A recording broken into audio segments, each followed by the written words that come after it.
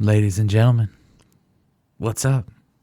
Hey, hola, ¿cómo estás? Greetings, salutations.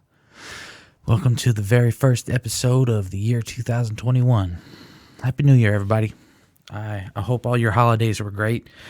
We didn't do a New Year's Eve live episode because that just turned into a fiasco. The location we had failed on us like right at the last minute.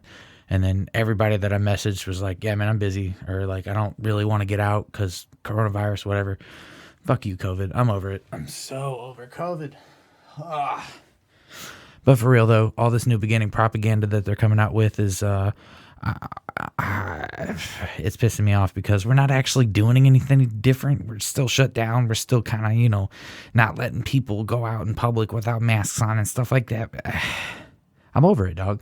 I want to go back to concerts. I hope everyone else is on the same page. I feel like we're all kind of over it. I feel like we're ready. I feel like we're ready to get back out there and, just kind of be ourselves for a little while. I really hope we get to enjoy the things that we were supposed to enjoy last year. Enough bitching. This episode is a compilation episode, if you will. I took the New Year's Eve break, and Ethan and I put together a bunch of our favorite clips from different videos that we had over the year, and it's gonna be a long one. So we hope you guys enjoyed as much as we did. Took us a long time to work on it. It is now 8:41 p.m. I started at like noon today. Fuck, it's been a long day. But hope you guys enjoy this. It's going to be a lot of clips in here that are just audio. So we're just, like I said before, we're just going to put the logo on the screen. I hope that's all right with everybody. But I wanted to give a lot of those videos some views on YouTube simply because there are people that just started with YouTube and they didn't get to, hear those episodes or whatever, whatever you're starting out with. It's cool by me. But thank you guys for watching last year. Thank you guys for listening. I posted on Facebook about it, but we had 551 group members, over 3,000 views it was 2,000 views on YouTube and 3,000 listens on Spotify and all other platforms and stuff like that. So thank you guys. We appreciate you guys making 2020 an awesome year. And we're hoping that 2021 is even bigger, even better. We've got some people that are supposed to be coming through. Jamie Burns is supposed to be coming through. We've got Stephen Davenport, both of Burning Yesterday. Guys, go check that band out. They're pretty dope. Jamie is currently in kind of like a hired gun situation for a band called Spoken. Go check them out. They're awesome. And man, I'm hoping that one with the other musician worked out too. That'll be dope. But this episode's going to be cool. I hope you guys like it. Thanks for watching. Thanks for listening.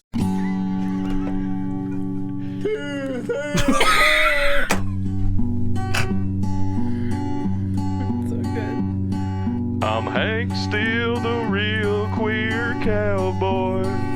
Is this for real? That gerbil loving wear winning cowboy. What the fuck? I'll grab your butt cheeks and pull out my willy, stir your asshole like a hot bowl of chili. I'm Hank Steele, the real queer cowboy. The best part is the fucking verse.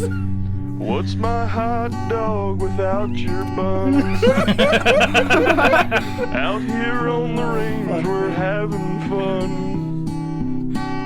My boyfriend's here and I'm singing him a ballad, and I'll bend his ass over and toss his fucking salad on. Oh my god.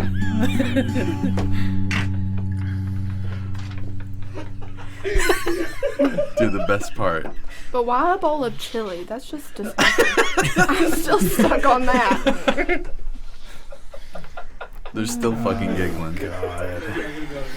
He made me listen to that like 5 times in the Taco Bell drive-thru. It should get stuck in your fucking head. I'm just sitting there fucking I don't want to giggling. hear about stirring bowls of chili in the fucking Taco Bell drive-thru. There's more? Yes. If they can ever get to Are we it. rolling? Hank.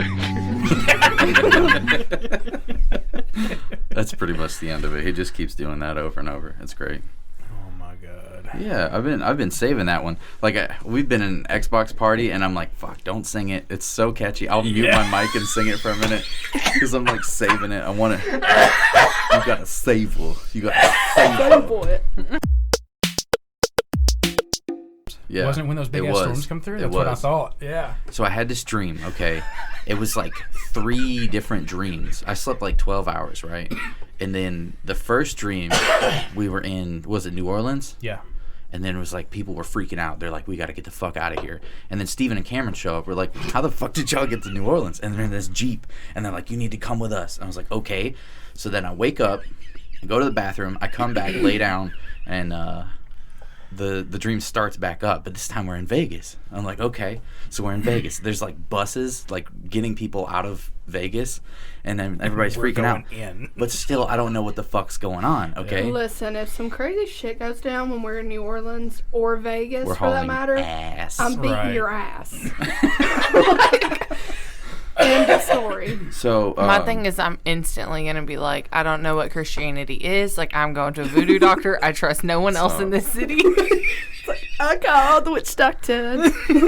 Didn't know what to do. Like, I'm so scared. So I go through the second dream, right? And we get on this bus, and the bus fucking stalls, and we're like shitting. We're like, fuck this.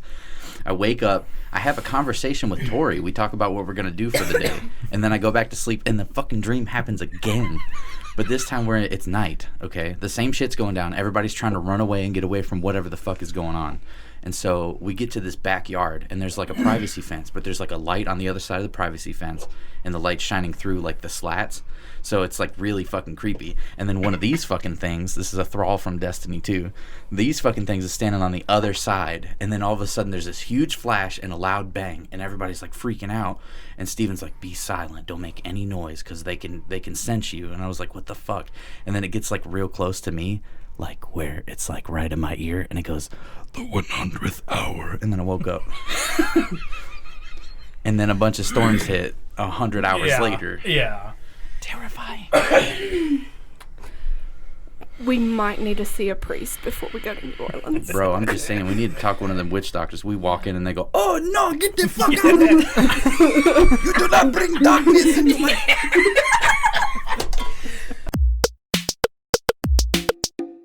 Okay, so this guy is Clint. Like, to a fucking Oh, T. God, yeah. This is in Las Vegas, so I hope we run into some people like this. I'm just saying. Excuse me, buddy. Can I interview you for my YouTube channel? You can interview me for whatever the fuck you want, baby. That's Clint. That is so fucking Clint. God. feel like He that even would be looks me like him whenever I'm right there. drunk. Right. You know, Oh, my whatever God. the fuck you want, baby. Such a free Sam's just spirit. like so into it. He's like, this guy is my spirit animal. I can relate. He just gets me. On the microphone is What is that? This is a lightsaber 3000, bro. Yeah, me. Holy shit! Oh my fucking god! That voice she just made was the voice she was singing in on the fucking way over here. Oh my god, that's what Tori was doing earlier when she was singing the fucking Flintstones.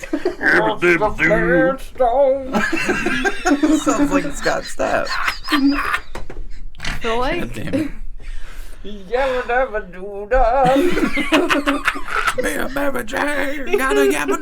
it. Jesus Christ. I hate everything. 2019 is coming to an end. What are 3 things I need to do in 2020 to make it the best year possible? Lose your virginity. Ask me. I swear to God, it's Clint. Everything about this fucking video screams Clint. Hey, he asked me. Damn. He rips into this dude that walks up so Oh, yeah. hard. You ignorant fuck. Number you ignorant fuck. Really? you ignorant fuck. Number 1. Get the fuck out. Get the fuck out of here. So there's a guy that walks up and like stands in front of the camera, and the dude fucking pushes him. The guy that's holding the microphone is like, oh fuck. Number 1. I didn't touch you. That wasn't me. I touched you. What are you gonna do about it? Number I just love how bad the guy in the motherfucker. white sounded. You got something to say to me? I would have been like, hold up. Not anymore. I I'm gonna did let for you a go. second. And I like how he immediately is like, it was me, Yeah, bitch. I What did the it. fuck you gonna do about it? You ain't gonna do. I didn't touch you. That wasn't me. I touched you. What are you gonna do about it? Number 1. Vote Republican. The kid's face That's is the doing only the interview. part. That's the only part that's not Clint. Yeah. The only part. Vote Republican. Wait a minute. 2, get laid. Number 3, make paper. All right, that's all you need to do. It all right? sounds simple enough. That's simple enough. All right, baby. That's it. All right, baby. Fucking love it. Wow. Oh shit. Oh, I want to get into that talk about Francis. So how did you meet Francis? Give us your first story. Gosh, man, I can't remember even how I come across how our paths crossed. But he, I guess he applied at the store, and I hired him. He come in, you know. What's up, Dad? Yeah, hey, look my job. I want to do that stocking thing, and he pushes glasses up, you know. So it was, he was. So I hired him, you know, and just a part-time gig, and he's an awesome guy. He cut the grass for me a little bit at the house. I've known him ever. Oh yeah, I since forgot the day about that. he was rocking the Blue Ranger, the square body Oh Ranger. man, Yeah. dude, I was in high school when he got rid of that thing. And I remember just working with him, and I worked at Save a Lot, and everything we done was like case stacks, and so you had a half a tray of cans, and he'd set them on the shelf. And I remember just walking by the aisle and just watching Frank in action. It was like it's like watching like a bear in the woods in his natural habitat. Slow lumbering. He'd pick it up and see me and him suffer from the same complex. We have a little bit of a gut here, so he could rest that case on his and he could straighten up the case underneath it, and he'd set it up on there, and I'd be like, "Hey Frank, you'll hurry up and get done with that pellet." "Hey, I'm back in the day." Frank had 2 speeds, slow and stop, and but he was just steady. Awesome dude. Man. Also, I love him. He's an awesome guy. Holy shit. There's so many different stories of like the first time that people met him. They're like, I don't know what the fuck he was saying. And then like 10 years later, they're like 10 years after meeting him, they're like, I don't know what the fuck he's saying. I've caught on to the lingo. I can have a conversation with Frank now. When I was 19, no. Nope. I didn't know what the fuck was happening. My favorite thing is like he always calls us a silly ass name, like Bazooka Joe or Ravioli Head or some shit like that. Hey, Robbie Man. I was Robbie Man. What's up there, Roberto? Chad sent me some fucking messages on Facebook the other day that had me rolling. It was him doing impressions, and I was like, dude, you sound just like him. It's so scary. Dude, I want to say it was on, was it Facebook? I can't remember. There was an issue where Chad lost his wallet. Oh, yep. And Frank was like, hey, where's the last place you had it? And he's like, if I knew where I had it, Dad, I would go back and get it. And then it was, I told Chad, I was like, stop being a jerk to your dad. He's like, well, I mean, if I knew where it was at. Dude, you want to know where that wallet was? I don't. It was beside the door in the car that we used to carpool. Oh, my God. And it was in the passenger side in the door. I was like, you motherfucker. He went and bought a new wallet and was like in the process of getting a new ID and everything. That's great. God. I did that at your house once when you Left a lived out on wallet? Snell Road. I lost my wallet. Couldn't find the fucking thing anywhere. We'd been drinking all damn night. And I went to the DMV the next morning to get my license redone because I couldn't find the damn thing anywhere, and it was in your yard. Well, in the yard's A week different. later, I found it. In the yard's different. That's This one's within reaching distance. It's Yeah, like, yeah. oh, there it is. got it. This is Chad. This is what he sent me the other day. Who's in the fucking kitchen? Too late to be eating goddamn ice. Sounded just fucking like him. That's not Frank Page Jr. Well, that's at least he knows his future. Here's another one for you. But fucking kids eating no goddamn food. Fucking not letting the goddamn cheese melt. Fucking Cheese milk, eating all the goddamn ice. Fucking kids. cheese milk, ice, and kids. Okay, you've got to hear the cheese melt story. All right, Choked to death. so me and Chad were hungry as hell, and he decides he's gonna cook dinner for us. It's like 4:00 in the afternoon. He's gonna cook dinner. We're starving. So 5:30 rolls around. The burgers are still not done. And we're like, dude, what the fuck is taking so long? It's burgers on a grill. Like, what are you doing? So we go out there and look, and they're done. They're on the grill, done. And he's like, I'm just letting the cheese melt. Oh my God. Me and Chad threw a fucking shit storm of a fit. We were so mad. Let the cheese melt. Let the cheese melt. So then he gets mad at us for taking the burgers off before the cheese melted. So now every time anything happens, we'll fucking let the cheese melt. Dude, that's awesome. Shout out to Francis. He was on an episode. Oh God. Yeah.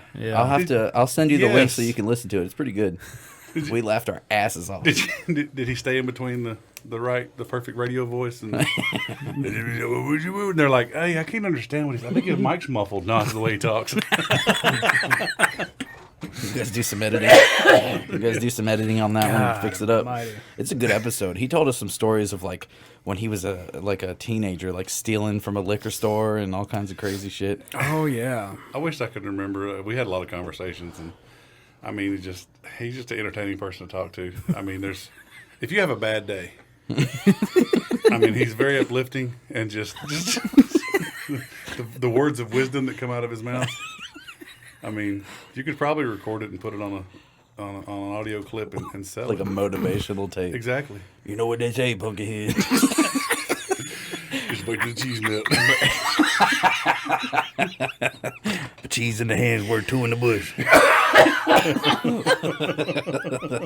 As far as when I'm personally traveling, we never stay in hotels. We only stay in Airbnbs. What's the reasoning behind that? Cost, I would Cost, say. Yeah. So typically, depending on where you're at, whether it's United States, Europe, whatever, you can typically find you can rent a room in somebody's house. Mm-hmm. And you can do that for like $20 to $30 a night.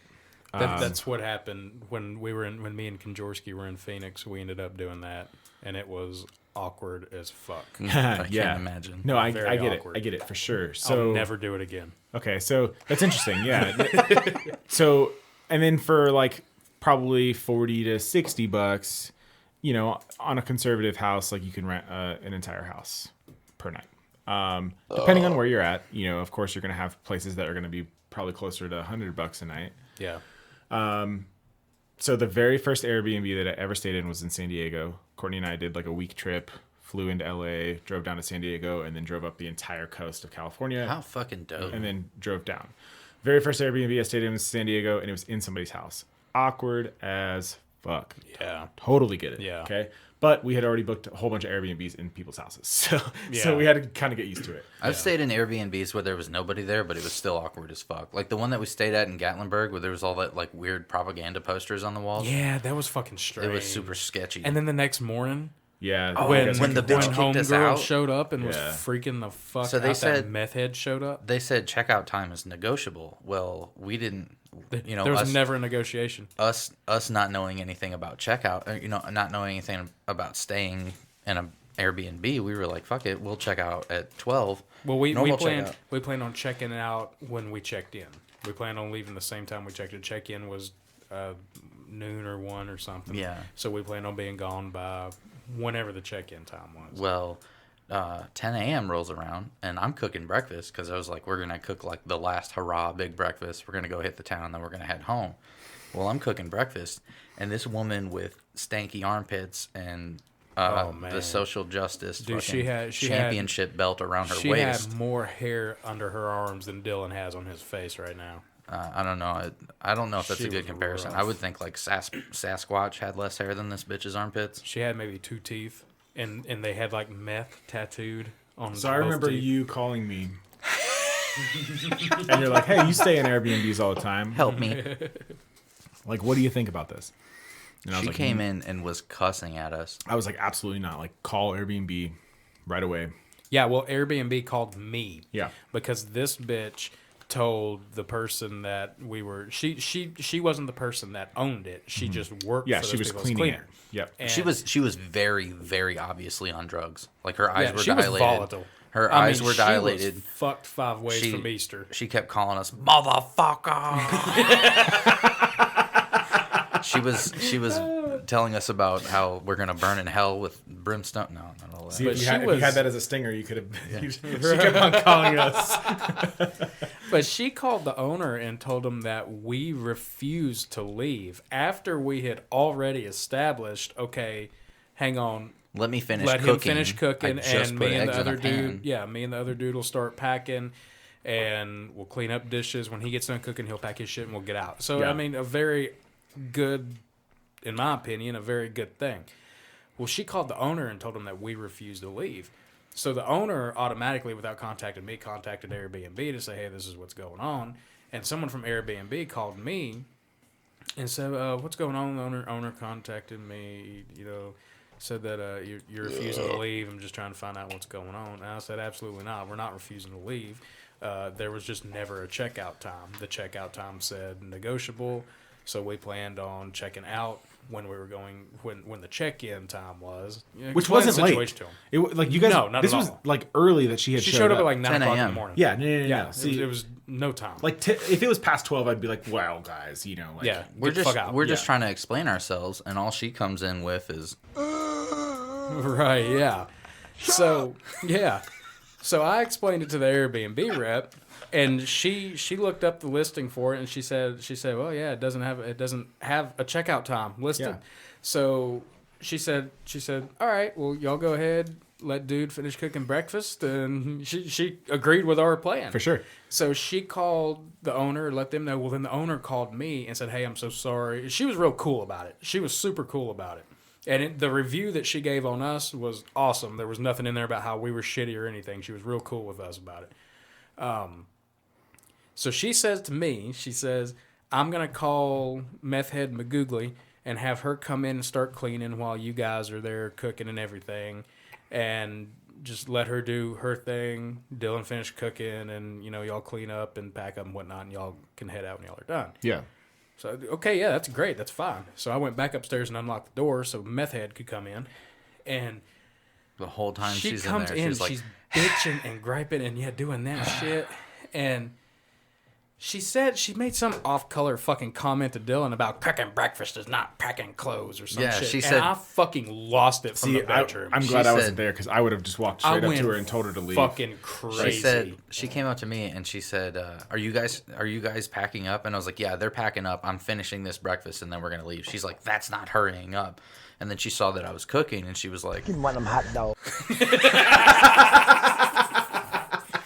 But I don't remember what I said or what I did. I just remember going fucking berserk from the bedroom because I was so fucking oh yeah, pissed. I remember. You know how like you hear Ethan from another room? You just hear, Yeah, you hear it was that? one of those. That's Ethan in And the other room. So she goes outside and sits in her car the whole time. So of course we took our sweet fucking time. Oh my we didn't God, get I was no moving fucking in hurry. slow motion for like 20 I'm pretty sure minutes. we told Scoop to go ahead and go back to sleep.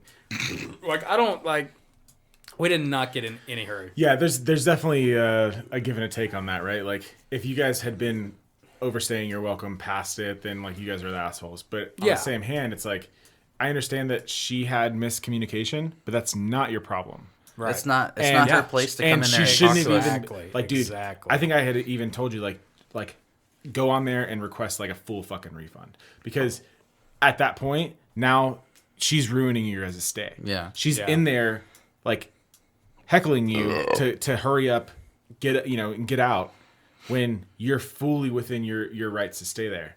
Well, see, her whole get up about it was that there are other guests that are going to be here at 3 p.m. Bitch, it's not in the morning. What do you have to do to clean? Yeah. Like, there's but the nothing thing is wrong we here. didn't do anything. That's haven't how fucking every been here. single. That's how every single Like, Airbnb is. All you got to right? do is take the fucking trash out. It's That's 11 or a 12 o'clock check out, and then there's a 3 p.m. check in. Yeah. You know what I'm saying? And that's why she gets paid what she gets paid to flip it. Yeah. So yeah, I mean, all in all though, I've never had any issues with Airbnb. If I have, they're very, very minimal. We stay in people's houses. We stay in their full houses. I've rented out, like a giant place in Panama City. Done it in Cancun. We stayed with some lady in Bermuda. It's really cool doing it overseas because especially when you stay in somebody's house, they're speaking completely different language, but they still know a little bit of English most of the time. Yeah. No shit in sheets. They give you No jizz. They give you local suggestions, restaurants. You know what I'm saying? That sort of thing. Plus, to be honest with you, man, like Cancun is a perfect example. You talk to 9 out of 10 people that go to Cancun, they're like, yeah, I went to Cancun. But what you don't actually understand is that they went to Cancun and they're staying, there's literally a strip in Cancun. Yeah, they went to spring break Cancun. There's a strip called the Hotel Zone. Yeah. It's literally fucking hotels with United States restaurants everywhere up the strip. Yeah. It's like Vegas for hotels. Ethan didn't even get to the best part of that story, though. Sorry, going back to the Gatlinburg Oh, thing. yeah. As we were leaving, the woman's like, can I bum a cigarette from you guys? And we're like, what the fuck? No. Like, no. And I was like, none of us smoke. And then she's like, well, can I borrow like $20? And we're like, what the fuck? And she's like, Let me pull on your dick a little while. she looks at Scoop and says, I heard about that big old dick you got.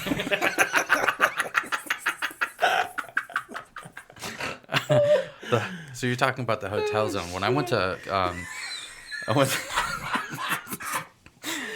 have punched that bitch. I would have been like, fuck it, how long is it going to take? We got 20 minutes. So Max brought in a can of Liquid Death. Ethan, last time I saw Max, he introduced me to Liquid Death has an album. What? And it is just pure gold. What? Pure Apparently, gold. all the lyrics are like different comments that they've gotten Get from people talking slaughtered shit. on Shark Tank. Yeah. Fire your marketing guy. Dumbest name ever for water. Reconsider your life choices. That's a Your good soul one. is deplorable. This crap is pure evil.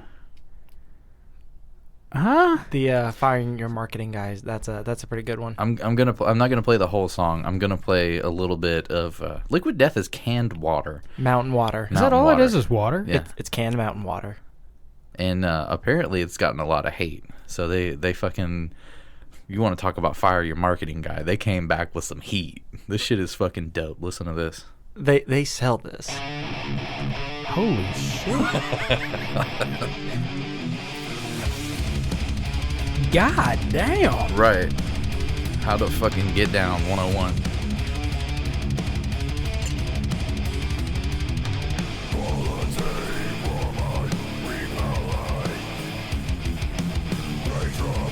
Sounds like some shit Amy would show me. Shout out to Amy.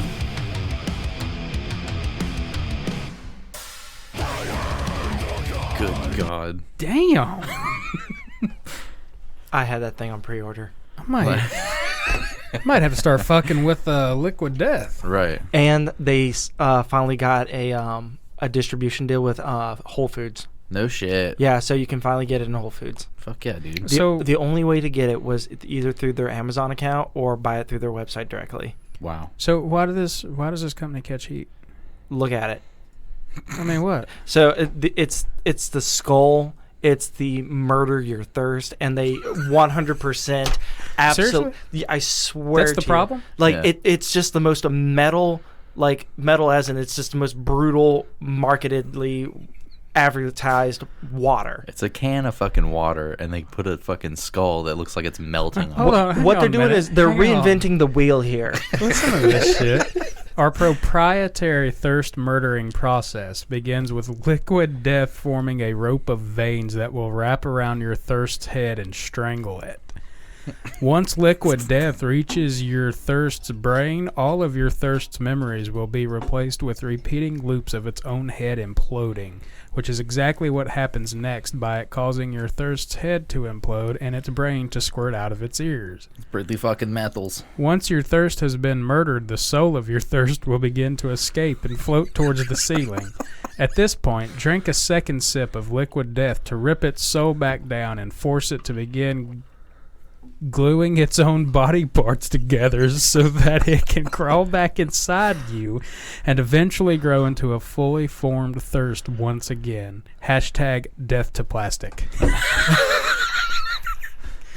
And I like this shit. The reason why they say that is because aluminum is 100% recyclable. Yeah. So they use all aluminum cans. There's no plastic involved whatsoever. It's sent to you in a cardboard box. So every bit of it is all recyclable. Yeah.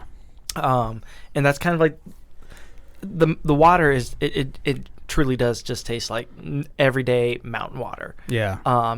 You know, it's got canned flavor to it if you don't like chill it. Yeah.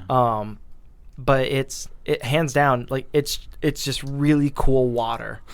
Jesus. I like their marketing campaign. Yeah. I Yeah, think it's like, fucking dope. That's it. Like, you know, it's They got their own fucking album. and I they don't see Dasani or Aquafina fucking round. right. Can Come you on. imagine how shitty a Dasani album would sound? Oh god, it'd be like some weird ass EDM shit.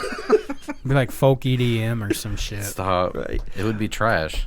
But they also love to repost their fan base photos. I've been reposted like 3 times. Stop. I swear. How cool. It's great. And they truly just like, I don't know why they chose like the most death metal approach to water, but I don't know why nobody hasn't yet. and that's the reinvent Well, why the is wheel everybody thing. so pissed about it? I thought we were past this. Because like, it is in some form like, you know, sacrilegious. Oh You know, my fucking yeah, God. like to No, it's join. not. Well, Boo. here's the part. Like, go on their website, like, you know, liquiddeath.com. Liquid death. I feel like I'm not saying it with a metal enough voice. Like, you can't just say liquid death. You could be like, liquid death. Okay. Sparkling water. Murder your thing. Straight from mountain to can. But, I mean, look, this fucking guy looks like someone we'd hang out with. Like, He's wearing a fucking hockey jersey. Death to plastic. Claire Aluminum Rosenbaum wants me to give you both hugs later. Cans. All right. Okay, I can dig it. great. Shout out to Claire.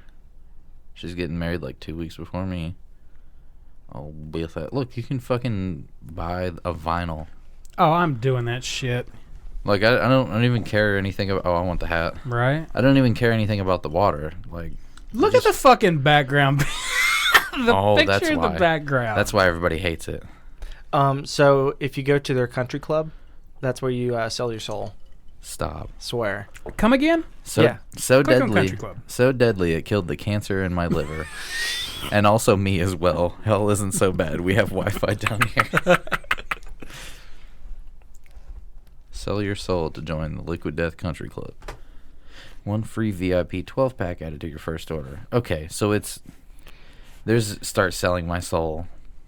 I get it. I get the. It, like that's their marketing I approach. get it. Yeah. And so, you know, it's the let me join the whatchamacallit. The occult. Yeah, let me join their cult, but it's let me get onto the email list kind of deal. Yeah. But it's got incentive, like they're like, you know, here's a free pack of water, which is like a $20 pack of water. Right. And you only get like 12 cans out of it. Yeah. But I mean, they're a pretty big can. Just Yeah. I'm paying $20 for water. Right. Yeah. And so it's get water for free. right. You know, do I want to pay like $3 a can for like really cool water, or do I want to pay 39-cent Kroger water? Right. It's If that. right. Yeah. You go to Costco, you can get 40 of them for fucking $3. Yeah. Shout out to Costco. Before Bert? I came here, I literally take like 2 shots of Pepto. Good God. All right, What you were gonna let's say? do Insulin. He might need I got some. you. Hook me up, bro. Feeling a little lightheaded. Oh God. What you been up to, man? I haven't seen you in a while. Working, wiping my butt with toilet paper. Stop. Oh, you're one of the privileged. Damn. You have toilet paper? We have a special guest in today. Hell yeah. What's it like being at the top of the food chain? Well, you know, actually.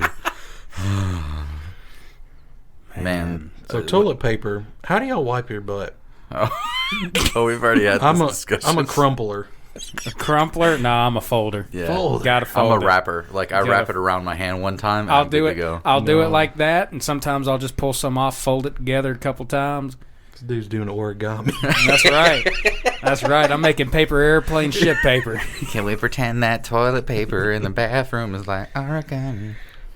So, all right, yeah. So you're a crumpler. Explain that. You just get a wad and just scrape your asshole with it. How does that work? What does a crumpler do? Pull off like 6 sheets and just ball that shit up. Spit my fucking drink out. Go to Browntown. But I do stand up when I wipe my ass. Yeah. See? Nah. You un-American piece of shit. Yeah. Call me a commie. No, I wipe back to front. I get dookie on my nuts. Nah, I don't do that. Nah. I walked in on my brother doing that shit like in high school. Like, hell no. Bro, it looks like he was elbow deep in the toilet. You get nuts all over your elbow. Bro, Matt Sanders' brother did that, and then they caught him doing it, so they called him Dookie Balls.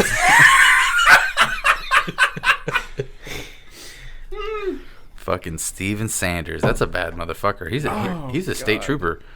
He does like the accident reenactment shit. He's like the investigator. He's top dog type shit. Oh, that's cool. Like he makes good money. He's got a nice house.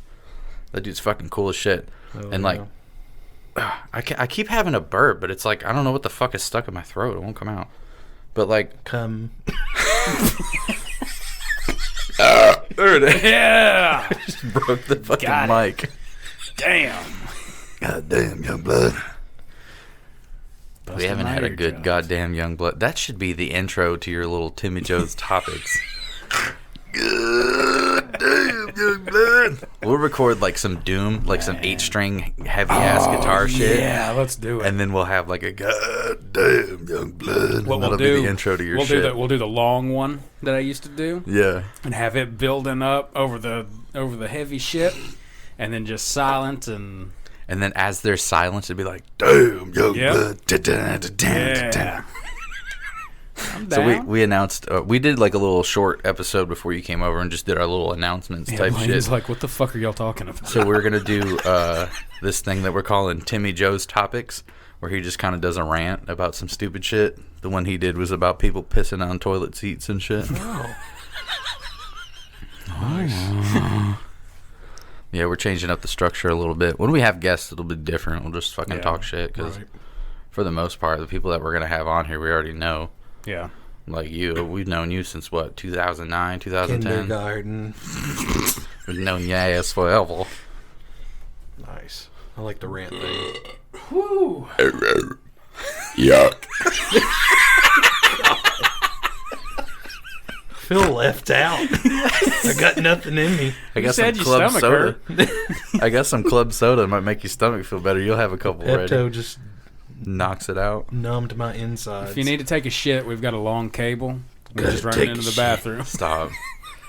You just hear him in there. Damn, this dude really does have toilet paper. We buy toilet paper at Costco, so like when shit went down, it was like we still have like 12 rolls. What are you talking about? And these people out here buying 4 cases. I'm like, bruh, how much do you shit? You don't need 82 fucking rolls of toilet paper. They just take the whole roll and just next discard it like an just empty scrape magazine. it up and down their ass. It just sit on sit it. on it. Across Yeah. the floor. Ride it like a bull. Like the dogs on the carpet. That's what everybody's gonna have to start doing. They'll quit playing. God. What's that skid mark on your carpet? Oh, times was tough, man, back in COVID 2020. The great toilet paper shortage of 2020. I remember it like it was yesterday. My fingernails were so dirty. I still smell shit. Mom, we don't. Grandma, you're crazy. We don't wipe with toilet paper anymore. Goddamn, young blood. So have you ever thought about getting a bidet? Oh my God, yes. I talked about this with someone at work today. I'm just scared it's going to be like cold and. They have some that like warm the water up first, like the real expensive ones. You get you that jet stream mode. No, I'm like a 25 and under kind of guy. Just get a water gun. If you have a shower head, like one of those detachable shower heads, just shove that up your ass. That has like the jet pulse. Nice. You just kind of spread it and kind of lean into it. That's a bidet. You might have some chunks in the shower floor, but you'll be all right. Just fucking waffle stomp them bitches That's what I was down. about to say. God. Waffle stomp. Who the fuck invented that term? That's been around for a while. I had like 3 names on the tip of my tongue, but I'm gonna keep my mouth shut because we're on a podcast. I bet I know one. But I don't. Yeah, there's one. I'll write it down and show it to you. Yeah. All right. So Blaine, what do you think about the? Blaine, what do you think about the podcast logo, the cartoon version of Ethan and I? Looks like shit. The one on the wall, yeah. It's all right, man. I don't think it's horrible. Man, I was just really disappointed because I Really disappointed. really disappointed. it's an understatement. You were disappointed. I was flat out fucking angry. Oh yeah, he was mad as fuck. He's like, "Are you fucking kidding me?" Like I sent it to him, and I was like, "What do you think?" Let me see. Hang on. Y'all keep talking. I'm going to see if I can find that little exchange. Oh man, When was that? It's been a Sometime while. last month. Yeah. God, I scroll up. I got to find it. Jesus. Go through every fucking meme that's been. So just someone random. Well, the work that she did looked really good. She did herself. It was somebody that I've known for a couple years now because like we got to talking. Like I used to post keto stuff all the time, and that's how she followed me. So we ended up talking a lot and becoming good friends. This is the picture that she posted, and we were like, "Oh shit, that looks good as hell." All right. Nice. And then it looks good, right? And then Looks really good. This is what she sends us. No. I bought that because she just sent me like a digital art thing, so I bought that for Ethan for his birthday because he hated it so much. What are you doing? Going to get my gun back? I'm going to get my Titan back. Jesus Christ! Have you seen the new Men in Black? No, is it any good? Seen it. No, not really. I mean, you can't beat the first one. That movie was incredible. The second one was dude. great, and the third one made me cry. I mean, not having Will the Smith third one was fucking or awesome. Tommy Lee Jones in it. It's just, Yeah, it's like you think it'll be a good idea having Thor and Valkyrie in it. But Yeah, then because those two have really good chemistry. yeah, they do. But- I mean, they're great actors. It's- Yeah. I just didn't enjoy it that much. the thing about it for me is like when they do all these reboots and remakes and stuff, there's just no emotion in it. It's such an obvious cash grab. Yeah. There's nothing Like to it. Ghostbusters. I didn't even bother. What a fucking They're joke. they're What a making another fucking one and they're joke. acting like that one's not even canon. Yeah. Like the original They're real getting one? yeah. like the original cast, like That's Bill how Murray and fucking Dan horrible Aykroyd's that gonna be in movie it. was. Yeah. Bill Murray and Dan Aykroyd's gonna be in it. And then like the cast from the new movie is gonna be in it. You know, Melissa McCarthy and whoever One of the else is kids in it. from That's Stranger. fine. One of the kids from I like Stranger Melissa Things McCarthy. is playing. I think it's gonna be like Bill Murray's grandson or some shit. No shit. Which one? Is it the teeth kid? Is it? the main- If it's no, the it's not Tooth him. Kid, It's I not don't want to him. watch It's it. it's not him. It's not him. I think his name is. Does that kid's Wolf face piss you something. off? It pisses me off. I think Hearing them talk. his name is Wolf something. Is Oh, the kid that's I think- he's the dark-headed kind of curly-haired one. His little brother. Okay, yeah. And his big brother's like the older kid in that movie in that series. Bill fucking Murray. Zombieland 2 is Zombieland fucking 2? incredible. Have you seen that? Oh, God, it was I so saw good. It was really It's good. pretty good, yeah. Honestly, I like it. I didn't think it was going to be good just by watching the trailers, but I watched it. and, Yeah, I actually thought it was pretty good. It we was went to pretty the decent. theater to see it, and I thought we were going to be let down, but it was fucking hilarious. Me and her laughed the entire time. Yeah, it was pretty So good.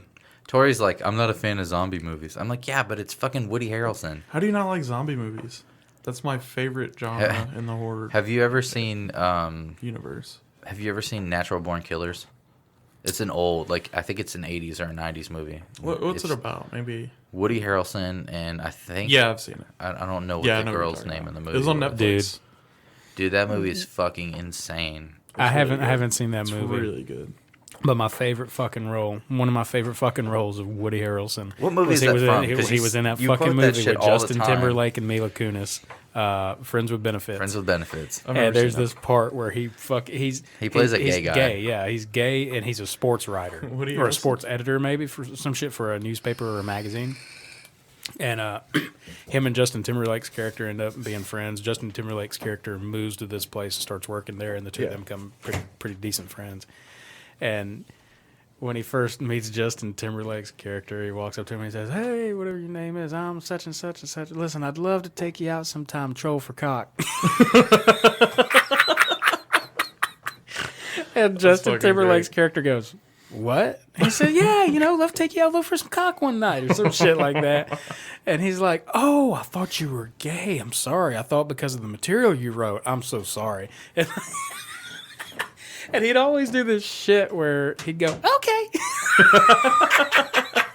You sure? It's such a funny. You sure fucking you're not gay? movie. Okay. Yeah, he'd do that shit. "You sure you're not gay now?" Just double so checking. fucking funny, dude. There's this part where they're down by this. It's set in New York City, and they're kind of by this bay kind of thing or a river or some shit. And him and Justin Timberlake's character are sitting there talking about something, and they're talking about like the love interest. And all of a sudden, Woody Harrelson just like does some shit. Like he just jumps over this retainer wall or some shit. And there's a fucking jet ski just hanging out, and Justin Timberlake's character's like, "What the fuck?" and turns around and looks, and there he is, and he says some shit to him then about coming and getting some cock or something. I don't remember, and then just fucking rides off into the sunset. Such a funny character. One of my favorite fucking characters in any movie. It's such a funny movie in general. I watched that movie so many fucking times when I first rented it. I remember when it came out. Man. When it was about to come out, I seen all the previews for it. It looked good. I just never went to see it. It's a really good movie. It's funny as hell. And of course, Mila Kunis is in it, and I think she fucking hangs the fucking moon. Yeah, she's so hot. She's all right. I think she's a beautiful woman. Okay, now hear me out. I'm a fan of, the hot women from the 90s, of course. I'm still a fan of Elizabeth Hurley. Do you know who that is? 2000? No. Oh, that's old girl from Austin Powers. She was what was that movie she was in with what's his fuck? Bedazzled. Bedazzled, that's the name of it. Yeah, she was always my favorite. She's aged pretty well. Yeah, compared to that one bitch that was in Jay and Silent Bob. Oh man, yeah. Ooh, good. Hold up. Anyway, is that current? What's so Rack Willie? Rag 'em, rack ball. Allah, rag ball. Rack ball, rag 'em. This shit never gets old. Rag 'em. I like how he wipes the microphone What's off your on name, his shirt. Willie James, better known as fucking chicken, has Allah Ragbar. Hello, let me pull on your dick a little while. Oh my god! I created a soundboard using this video so that I could use on the podcast. God. Let me pull on your dick a little while. That's one of my favorite lines. The dude in the background just goes, "No." Look at his face. Look at his face. He's in complete shock and is like, "I did not expect this conversation today." What's this stupid shit? No. I heard about that big old dick you got. I like how he's backed away from the mic, and as soon as he says "dick," it like explodes. Yeah. I heard about that big old dick you got. Ragbar, I'm showing who wants to hide now. Pimp, nasty, funky pimp, and stinking chicken. But now at 144 Magnolia Street, I seen through the window of that house. They was in white robes fucking one another in the air like a choo-choo train. All sisters going to hell. Did he say poo-choo train or choo-choo train? Oh, shit. You gonna fuck me? Hello, pardon, hey. So you think, what do you think about his voice? You think Hillary could clean that up a little bit?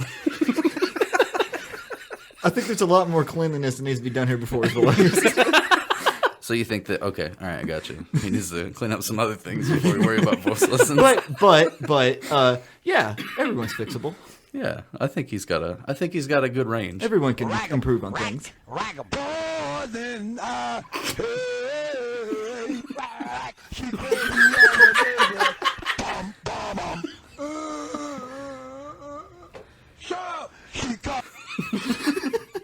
That's Tori's favorite part.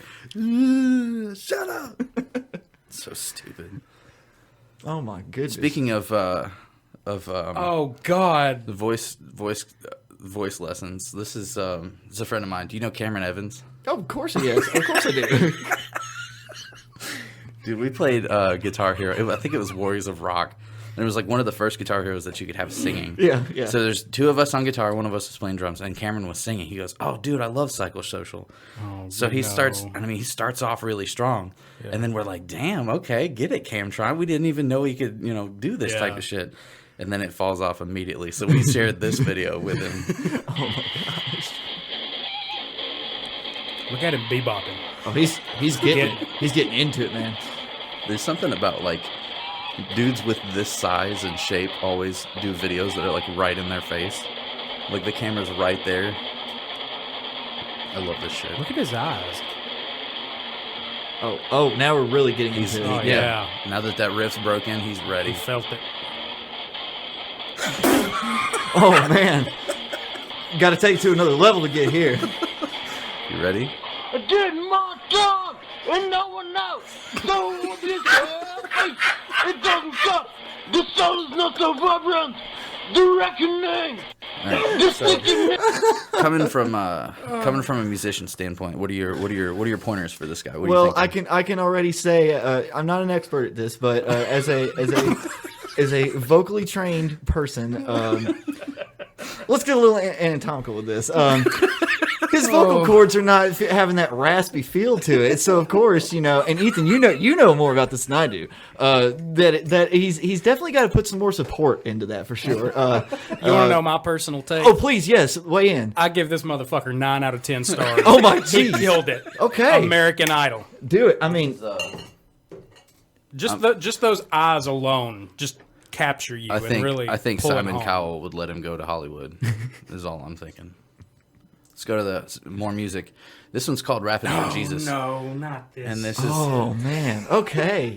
This is gonna be fun. So this is like awful. Like an older church crowd, like trying to reach to the youth, and they're just completely clueless. Like we talked about this a little bit on our last podcast, like about how people that have grown up around like what kind of church is it? Is it? Oh, it's a Church of Christ. Church of my Christ. goodness, I could see where this was gonna go. Wow. So You don't see where it's going yet. Oh, let's do this. Just wait. It's not quite as judgmental as you're thinking. They're really trying hard, and I honestly kind of on a certain level I feel for them, but I admire their passion. Rapping for Jesus. Rapping for Jesus. Okay. Well, I wrote this song for the Christian youth. I want to teach kids the Christian truth. If you want to reach those kids on the street, then you got to do a rap. Oh, the do a hand hip-hop. signs. Yes. So I gave my sermon an urban kick. Shows My I rhymes connect are with the fly, youth these my days. beats are sick.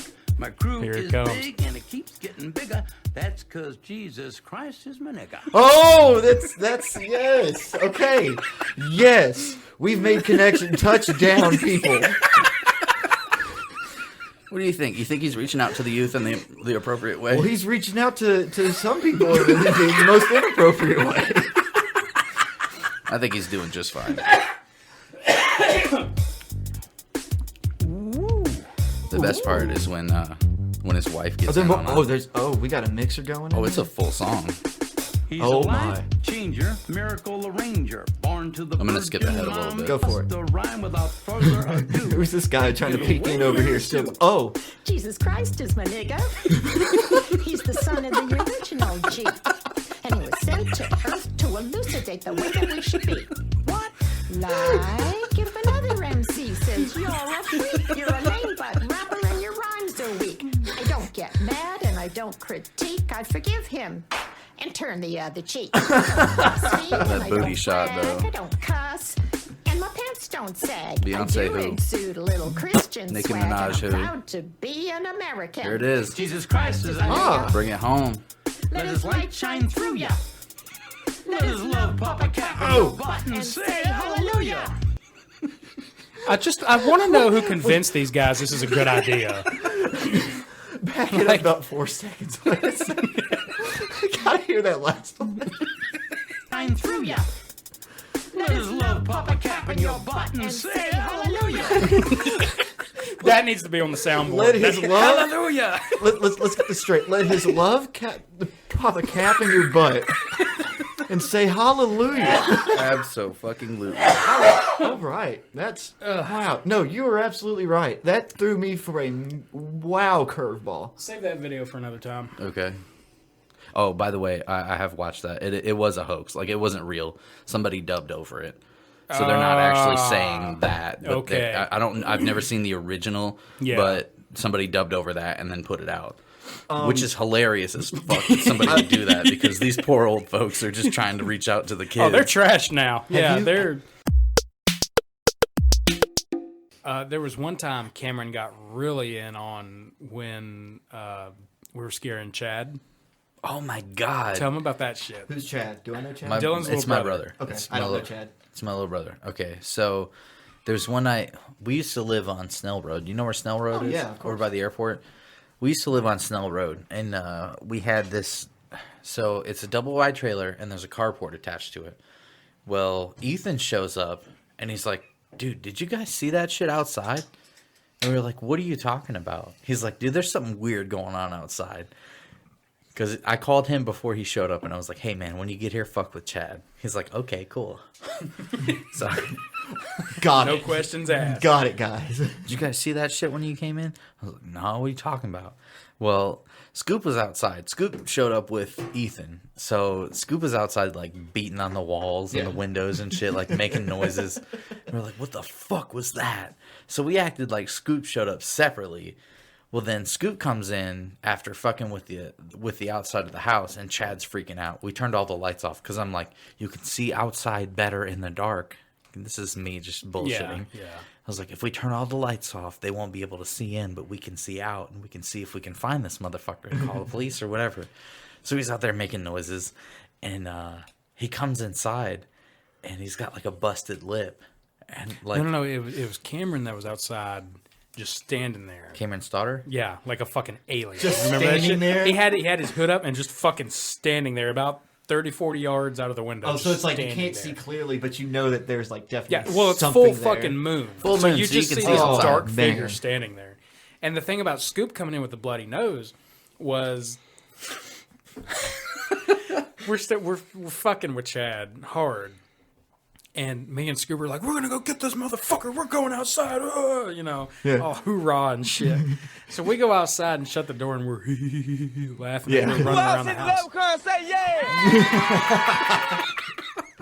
There's this down guy coming down on this bump pole in Dylan's backyard where the power comes in, hits a pole, and then goes to the house. Okay, yeah. Well, there's a down guy coming down, just thick ass. Oh no! In the dark, We take off fucking running, and Scoop, I swear to God, slam the fuck into this down guy. I bet it like, oh man, Hit the fuck out of him, and it went right across his fucking shit, dude.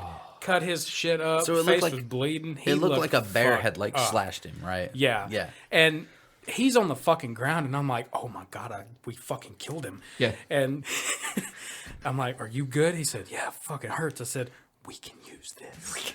And he was like, it was like all the pain went away, and he was like, oh yes. So we go inside, freaking the absolute fuck out. Talking about whatever the fuck it is, cut Scoop and like cut the fuck out of him. Look at his face, he's fucked up. My God. And Chad is in the corner of the room on the couch, just fucking huddled, like, oh my fucking. I can't leave my house. All right, so you have so like I said, double wide trailer. The front door is in the middle of the house, okay, and there's like an entryway, and there's a closet, and then it's like the living room, okay. So there's a huge living room, and there's a sectional here that goes around to this wall. Okay. So it's all couch, and it's all completely open. So then at one point we were like, so Cameron comes in the house. He comes my into the front shit. door. We were like, me and Ethan were at the front door. We goes, what the fuck is that? And we like jump over the couch to try to hide behind it. And so Chad is in the corner. Okay. And then he comes in and he's got his arms raised up and he's like squatted real low. And he's like, so he's making weird ass fucking noises. And he goes, and he like reaches in the corner and like sniffs Chad. He goes,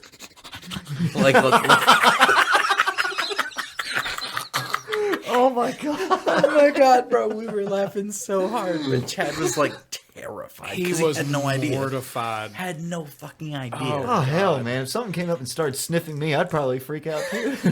He was fucking terrified, man. And everybody in the room is just fucking rolling. That's like I awesome. started like screaming at the top of my lungs, like bloody murder screaming. But then I started fucking laughing. Oh, man. And I was like, "Fuck! I gotta shut up, but I gotta sell this too." That's at one point, dedication right there. wow. To reveal it to him at one point, we just turned the lights on. And we Yeah. all just died laughing. He goes, "Fuck you, motherfuckers." It was like, what, 12, maybe 13? Oh, my God, dude. Yeah, He because was young. Wow. we're 6 years apart. So I was 18 or 19 when that happened. 18, because we were Yeah. at Skyline Drive. Yep. This wars off smells right here. That's all he needed He was did that shit that night. This is a special leprechaun flute.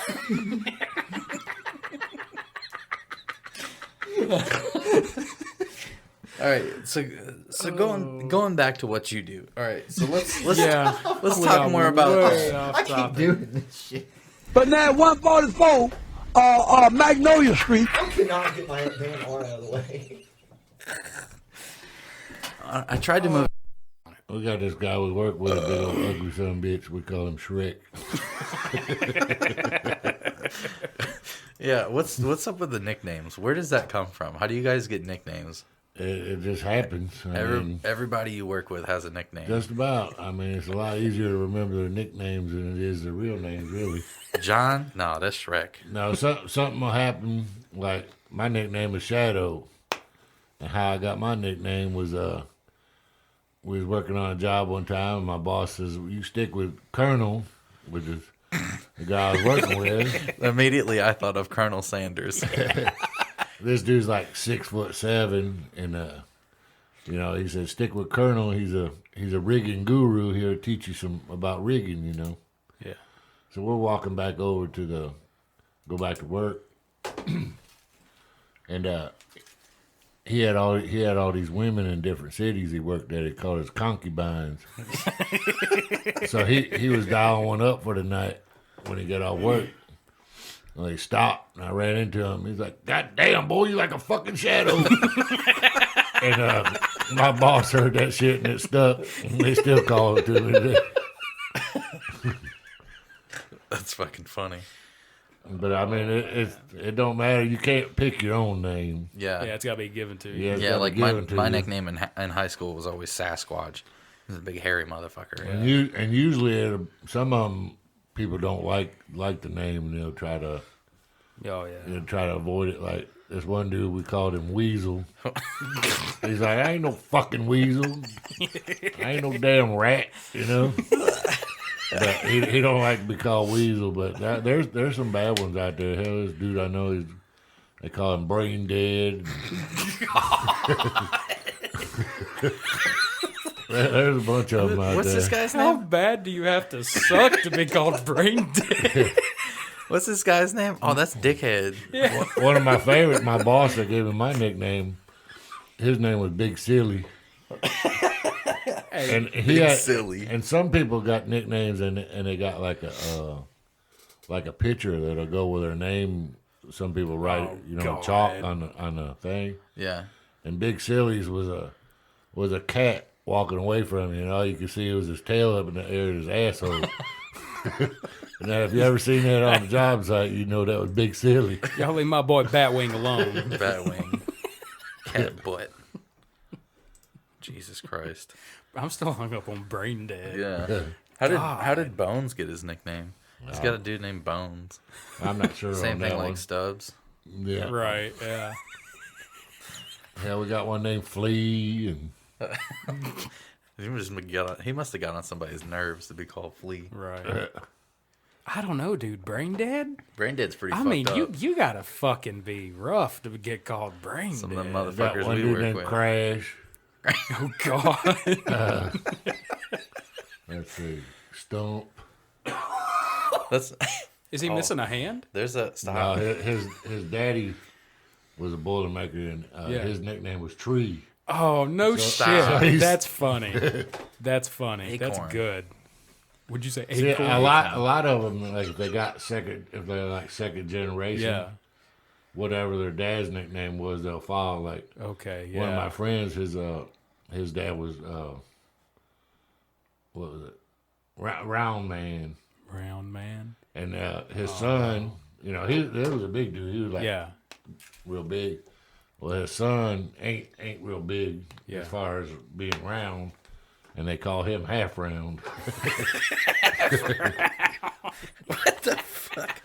What a shitty situation. See, I might luck out. If I walked onto the job site, I might be like, oh, you're Funny Shadow's Man or son. some You might be shit. like Ghost or something. You Yeah, know, Shadow's yeah. son. He might be Little Shadow. I mean, might fuck around and be some dumb shit like some- Half Shadow or something. Yeah.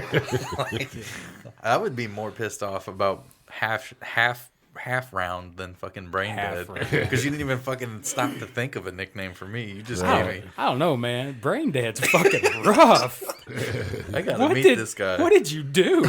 Like, Hell, they got some of them out there that's called like Booger Man. And This sounds like a nickname you would give me. Yeah. You're walking in the door. What's up, Booger Man? golly. Yeah, it's crazy out there. That's fucking cool. But it's, a lot of them, you know, I know them by, and me too. People know me by my nickname, don't really know my real name. You know? Yeah. Hey man, this is Frank. I was just calling to see who the fuck is Frank. Shadow. Ain't no motherfucker on my payroll named Frank. It's Shadow. And hey, I guess Why didn't it you was say meant so? to be, because when we moved into this house we're living in now, underneath the carport, I found a dog tag, and guess what it said? No Shadow.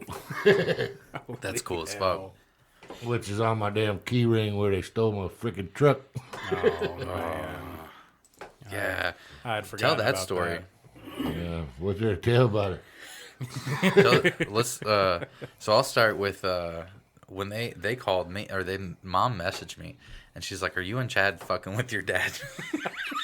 Because we're constantly fucking with him. I'm like, "What are you talking about?" And she's like, "No, don't fuck with me. Are you guys? Did you move his truck?" And I was like, "No, why?" She's like, "Well, it's not here." And I called Chad. I was like, "Are you fucking with Dad?" He goes, "No, why?" Somebody moved the truck, and we don't know who it is. So then we're like trying to get a hold of Scoop, because we're thinking maybe, because Scoop had borrowed it at one point, remember? Yeah. And we were like, "Hey man, did you borrow Frank's truck?" And he's like, "No, why?" And we're like, "Cause it's not here." And so I showed up at his house because I was like looking for it, and I was like, "Hey, did you borrow his truck?" And he's like, "No, I already told you. I haven't fucked with his truck." And I was like, "Well, it's missing." And he goes, "What?" Yeah. Yeah, right out of my yard. Somebody just stole his fucking truck. And then something about you went to the police department, and Yeah, we had the police department come out there. they filed a police report and everything. And then when he went to talk to the cop, didn't he tell you like fuck off or some shit? Like he told you something. He said, we sent him about, I don't know, almost a week later. I'm like, have you heard anything about my truck? You know, anything? He's like, well, I was told by my supervisor you got it back. I was like, no, we ain't got What it back the or nothing fuck? like that. And I said, and we had heard some things that it might have been spotted over in Columbia. Yeah, I remember that. Yeah. And he's like, well, why ain't you over in Columbia looking for it? I was like, what the hell we Because pay it's you not for? my fucking job. Literally, What am your I supposed to do if job. I find it, you know? Yeah. Well, just go fucking Shoot shoot the the guy. dude? Well, I mean, if Go to jail. hey, if that's the way it is, fuck it. I'll go back to the old west. Right. I'm down with it. Challenge this motherfucker to a duel. There ain't gonna be no duel. You stole my damn truck. We're I'm gonna right. run your ass over with it. Wrestling. Yeah, I don't even think they ever looked for it. Probably. Oh, I not. doubt it. Probably not. They just figured the insurance would pay for it, which thankfully they did. Right. But I still would have rather had the fucked up. truck. Yeah. That's fucked up though, because I mean, he's had that truck for what, 15 years? Yeah. Well, that's since like 2008. Yeah. my dad's truck. Oh yeah, tell the story about your dad's truck. Just caught on fire Oh, really? in the middle of the night. Just fucking caught on fire. In an airplane hangar. Yeah. Like with, millions of dollars of equipment and planes and shit around him. Left and came back the next day and burned to a fucking crisp. Nothing left. Did they ever do an investigation on it? And, Yeah, they What, said. electrical? They said. They said, well, that happens sometimes. Really? And my dad was like, fucking excuse me? Right. It's the first time I've heard of some shit like this happening, and I know a little bit about cars. Yeah. They said, well, it started somewhere in the console. It happens sometimes. That's his. Oh my God, Lewisburg police. That truck was a '99, I think. Yeah. It was old truck. Yeah, they And it like, exploded. Back in 1912 when they used to wire them together with, without no electrical tape. or Yeah. anything. Do you have any other just funny stories you can think of off the top of your head? Army stories or anything? I don't know. Give me a minute. Bro, I know the struggles of having to clean glasses. I wore glasses for like 15 years. I finally said, fuck it, one day I got contacts. I hated glasses. I still hate glasses. I got to go get glasses. When I run out of contacts and I have to wear glasses, I'm like angry until I get new contacts. I hate it. Really? I hate wearing glasses. My sister, she's the same way. She's like, I don't have to, I hate having to clean my glasses. I'm like, okay, whatever. I don't like wearing them. I think I look goofy. I think like Really? They hurt my nose. Because like the glasses I have to have those like Hubble telescope lenses. Because my prescription's like -6. So it's pretty fucking bad for me. I'm glad you mentioned your sister. Because you got some funny stories of your sister. Which one? My older one? The one you used to fight with. Oh, yeah, I was older. Yeah, my older sister, we used to fight like cats and dogs. That's awesome. I mean, we really did. And I think I always thought that my mom and dad wanted me to kill her because for Christmas, the one year they bought me the lawn darts. Stop. They bought me the lawn darts, God, and I put one in her back. Jesus Christ. Allegedly. And I guess that wasn't good enough. The next year they bought me a bow and arrow. No, you got to really send it. You got to really get your point. Get your point across. Well, the only thing that saved her was the door. She slammed the door shut. Oh my God! Because I had a beat on her. And then the next year they bought me a .22 rifle. Oh my God! You're just not getting it. You're not understanding. I was waiting for the shotgun. The year after that, they just bought a whole fucking cannon. Yeah. I was like, if you miss with this, there's a problem. So we had to get this uranium from Iran. So yeah. The one with the bow and arrow, I got my ass tore up. He said, "Look, son, this is grape shot, okay?" Yeah. Oh God. Yeah, my dad whooped my ass, and then he made me sit down next to her, and he wanted me to kiss her. Oh Lord. And I was going, and he said, make sure you kiss her on the lips, and tell her you love her. And I'm like, this ain't my girlfriend, my sister. I thought this is an Alabama story, not North Carolina. Anyway, I was going. I leaned in and I was going to kiss my sister, and she gave me those shit ass looking, "fuck you asshole" look, and I just popped her. You. I just popped her in the fucking head. Got my ass whooped again. I kissed her with my fist. Yeah. Oh God. Yeah. I've laughed more tonight than I think I have any other one we've done. Well, we were coming home off the school bus, and we used to have to walk about half a mile up the road. Yeah. Today, if they had to walk half a mile, they'd fucking sue everybody. Anyway. They'd call an Uber. Yeah. Call an Uber, fucking yeah. walk. Yeah. Anyway, we were coming home, and our neighbor, he started some shit with my he started some shit with my sister and started calling her the N-word. Oh. And my sister didn't take kindly to that. Yeah. And he had one of those sleeveless pullover sweaters. Yeah. Yeah. Well, she pulled that fucker right up around his head and beat the fuck out of him. So she hockey punched him. She did. She beat the shit out of him. That's fucking awesome. And I was going, do it again. Hit him some more. Elbow drop his ass. Whoop his ass, Seabass. That's funny. Oh man. But yeah, I mean, and then they were going to call the law. They were going to call the law, and my dad, he goes, "What the fuck you going to do?" Yeah. Tell him my daughter beat up your son. Yeah. And back then that's when that was a shit big like taboo. that. You don't tell the neighborhood about that type of shit. Yeah. And they're like, well, why did he hit her? Oh, or why did she hit him? Oh, well, let's not talk about that part. Yeah. But that's that was a long time ago. Yeah, true. They might have been like, well, she looks like. Yeah, back then. No one fucking. Well, shit. No one cops today. You never fucking. Especially know. in this fucking town. Oh God. God. I think your story's bullshit. Oh God. Tell that story, please. I don't think we've told it on the podcast yet. You got one? Lewisburg cops Oh, at their really? finest. Mrs. Officer showed up one night. We. Mrs. Officer? Yeah. Like a cop call.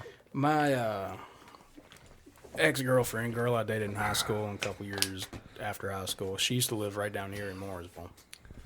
And I went out to her house one night and was hanging out. Well, on the way back, I got to right in front of here, and I heard,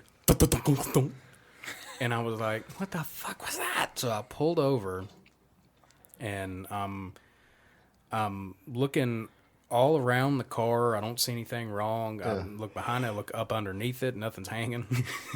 Everything looks fine. So I'm like, all right, well, maybe I just like hit a fucking raccoon or something and didn't realize it. Yeah. Everything's good. So I drive on to Walmart. I go to Walmart. Our friend Cameron, I think he walked to Walmart. Yeah. He either walked believe it. there or he rode up there with somebody, but he lived right down the road from my dad. And I was going to pick him up and take him back home. And Dylan, you were there. I think you and Scoop both were there. I know Sean was there. And a bunch of other people were out in the parking lot. Well, Cameron had gone in the store. So I called him and said, hey, I'm here in the parking lot. Just take your time. Come out when you're ready to go. Yeah. So there's, 5 or 6 of us standing in the parking lot. And one of the guys that was in this group worked at Walmart at the time. Well, his cop car pulls up. It's his lady cop. And first, she's just kind of polite. She says, excuse me, do any of y'all work here? And this dude's like, yeah, I work here. But he wasn't working at the time, so he's wearing, normal shit. Yeah. And she said, well, it looks to me like all of y'all are loitering. So nobody else was saying anything. So I said, yeah. I said, I've got a friend up here that's in the store. When he comes out, I'm giving him a ride home. When he comes out, we'll leave. Yeah. Well, y'all need to leave now. Like what? I said, okay. I said, are you going to give him a ride home? So she drives off. She drives over to the about 3 or 4 parking aisles away. And she's just sitting there watching us the whole time. And then this other cop shows up, and he's sitting there watching us. What the fuck? So Cameron comes out. I see him coming out of the store, so I walk back to my car. And as he's going to get in on the passenger's side, he says, very calmly, he says, dude, what the fuck happened to your car? And I was like, what? Because immediately I went back to the shit that happened out here, and I'm like, oh, fuck, what the fuck did I miss? Somebody had thrown a fucking brick, a cinder block, a goddamn 40-ton boulder or some shit at my car, and it hit the roof. It hit the fucking roof. Damn. As in, was this close to hitting the windshield and could have killed my ass. Damn. And there's just a big fucking crater in the roof of the car. Oh, that's what you hit. And I'm like, what the fuck? So I call my dad to tell him, and he says, all right. He says, I'll call the police. We'll file a police report, and we'll do all the insurance and shit tomorrow, because it was like 8 o'clock at night. Like, all right, cool. We're on the way home. So we go home. He says, all right, I called the cops. They'll be here soon. Guess who pulls up? That individual. Well, she don't work for him anymore. She got fired. Fuck her. That bitch pulled up. Yeah. And I'm glad she did, too. First of all, I was 19. So it was 11 years ago. I got fucking interrogated. I mean, they treated me like I was a fucking criminal. You're a They suspect. treated me like I was the one that fucked up my own car. Where for are the drugs whatever going? reason. Yeah. Like, and there's the two that were in the parking lot. Yeah. They're there, and then a sheriff's deputy pulls up. And he was the same one that kicked us out of the hangar that time that we were trying to practice music. Oh, yeah. It was that guy. Yeah. So, of course, he's a dick. Yeah. So, I mean, they're just, well, tell us again what happened. Motherfucker. I mean, literally 15 times I told the exact same story without a flaw because there wasn't one because I'm not lying to you. What the fuck do I have to lie about? Yeah. Right. And finally, the sheriff's deputy leaves, and we're standing down at the end of my dad's driveway. And the guy cop, it's me, I'm right here, both the cops, my dad's beside me, Cameron was over here. You were there, weren't you? No, I wasn't there for that part. You weren't there for it? I think, no, I was, because you called us, and you were like, dude, you need to come over here. Okay, because I know there was two other people there other I think than it was me and Cameron. Scoot. Yeah. And he says, well, tell me again what happened. So I fucking get ready to say the same fucking story again. And she turns around, looks at my dad, and says, I'm sorry, but something's just not adding up here. So I did, hang on a minute.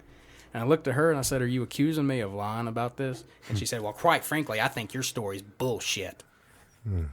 We fucking went at it. And my dad, like, got between us and was like, y'all need to leave now. You're not helping. Get the fuck out. So they go up to her patrol car, and I'm just sitting there pissed, mad as hell. And over the radio, you hear dispatch come over and say, hey, we got a report of some kids throwing rocks out on Mooresville Highway. Can someone go take a look at that? And dude walks back to his patrol car and he says, well, I guess you were telling the truth. I said, yeah, no shit, asshole. And then she comes over and she's doing this whole shy thing, kind of looking at the ground and shit. And she's like, well, I guess I owe you an apology. And I say, yeah, no fucking shit, bitch. Thanks. And I turned around and walked off. My thing is, like, God. she showed up like somebody robbed a bank. You know what I mean? I can't stand... she acted like it was crime scene investigation. I can't dude. stand when somebody doesn't like their job and that makes them bad at their job. Like, yeah. Like when you walk into Walmart and you're like, hey, can you help me find so-and-so? And they're like, yeah, it's like... Like, what the fuck did you just say to me? Can you speak up so I can hear you? Can you point it out to me? Can you fucking... Where's the dog food? Oh, it's by the cat food. Where the fuck is the cat food, asshole? What? What part of this makes sense to you? But when somebody's a cop, you have no excuse to be bad at your job. Well, see, when I was growing up, I worked in tobacco. Yeah. When I started out, and I was about 11, going working tobacco. Yeah. When I turned 14 or 15, I got my Social Security card and went to work at a hamburger restaurant. Yeah. Well, I couldn't talk to the people the way I get talked to when you're in there now. Yeah. Yeah. The way it is now. Yeah. Yeah, you had to have a customer service. Yeah, I had to go, hi. Yeah. What can I get for you? What can I do for you? Whatever. Yeah, yeah. You want to what? Yeah. I mean, Now the customer was always right. Yeah. Nowadays, and people had to be friendly and talk to each other. Now it's just go ahead. Yeah, go ahead. You pull up at Chick-fil-A. Hello, sir. What a wonderful day we're Chick-fil-A is having. the exception of the rule because they are. It's a beautiful, bright, sunny, 80-degree day today. Yeah. How can you? I help you? Would you like some chicken? And then you're like, yeah, I'll take a number one. Wonderful choice, sir. Yeah, You're like, what the fuck? I'm going to play a little video here. Viewer discretion is obviously advised because if you want me to be completely honest with you, when I watched this earlier today, queuing it up for today for this podcast, it made me sick to my fucking stomach. So you're going to see what I'm talking about here in just a second. So apparently in America, Santa Claus has become a communist. Listen.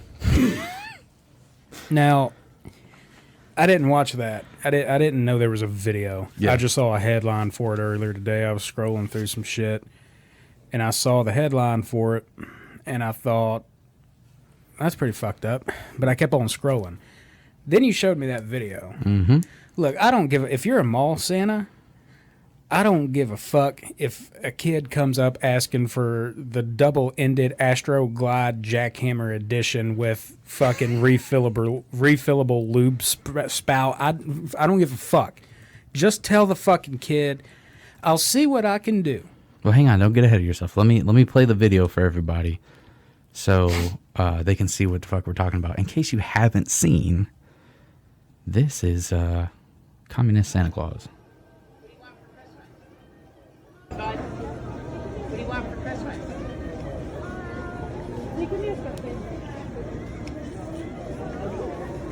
Okay, so first of all, the very first thing I notice, this is not a very jolly Santa Claus. Fuck no. You don't know. Fucking what's his face on Bad Santa was a more convincing fucking Santa Claus than this That's asshole. what I was looking for earlier. I was looking for Bad Santa has gone to worse Santa. What? What? No guns. So the kid asks for a Nerf gun. Kid's 4 years old, by the way. Kid asks for a Nerf gun. What 4-year-old boy doesn't want a fucking Nerf gun? Yeah. Nerf gun. No, not even a Nerf gun. So the mom steps in. The mother of this kid steps in to this random mall Santa and says, a Nerf gun, trying to save face, right? Yeah. Because she knows Trying to help him out. She knows what's going to happen when you have a 4-year-old kid being told by fucking Santa Claus that you can't have what you're asking for. If your dad wants to get it for you, that's fine, but I can't bring it to you. Well, what else would you like? Okay, so that part right there, he kind of saves himself. I'll give him credit. He tried, but he didn't realize that Dad's a cop. He doesn't get to see Dad very often because Dad's a cop and Dad works all the time. Really? Well, you're a better man than I am for giving him a little bit of credit because, in my opinion, fuck him. I'm trying. I'm really trying because when I watched this, it made me cry. Lots of other toys. There's Legos. There's lots of other toys. Cars and trucks. There's Legos, What do you think? Slinkies, Stretch Armstrongs. What do you think? What do you think? The little fake plastic shit that comes in Kinder eggs. And the kid's fucking bawling. So the kid starts crying. Yeah. It fucking breaks my heart. I don't even like kids. Listen, I don't even like kids, okay? But if I'm going to play Santa, at least pretend. I mean, it's literally your fucking job to spread joy to the world. Yeah, especially children. Especially children. Yeah. Fuck you, communist Santa Claus. Fucking at me. Come to my house. I want to fight you. You probably wouldn't even fucking hit back. I would love to have him on here just to ask him, like, what the fuck were you thinking? What are you thinking? What was going through your head when you said, no guns? A communist agenda. We live in a country where people are so politically uninformed that, I mean, I've literally had conversations with people. Where do you get your news from? Oh, just everywhere. Oh, you mean like Facebook? That's not a news source. Facebook is social media. No, Facebook is not a source for anything other than drama and bullshit. Where do you get your news from? Oh, CNN. Okay, CNN has been literally for the past 4 years lying and having to retract their statements. Right. This is why I don't talk about politics on this podcast, because most people aren't politically informed, okay? So I obviously don't like to talk about politics because people are fucking dumb. Yeah, well, and people don't like to back up the shit they're talking about with, like, credible sources. Facts, reasoning. It's all an emotional response. Be it something that someone said and evidence of that, or, like, scientific fact about something. They don't like that shit. It's all about, well, this is how I feel. It's all an emotional response. Yeah, and that's I not don't give the way. a fuck how you feel about it. That's not the way politics should be. No, not at all. Politics, least of all. This is why I really hate when I see, just an example, Robert De Niro said "fuck Trump" at one of the Academy Awards or whatever the fuck bullshit show it is, where the wrong movie won the award 15 times in a row. Right. But I mean, I don't care what your political opinions are. If you're an example, Joe Biden refused to interview with hundreds of interviewers because of coronavirus, but then he gave an interview to Cardi B.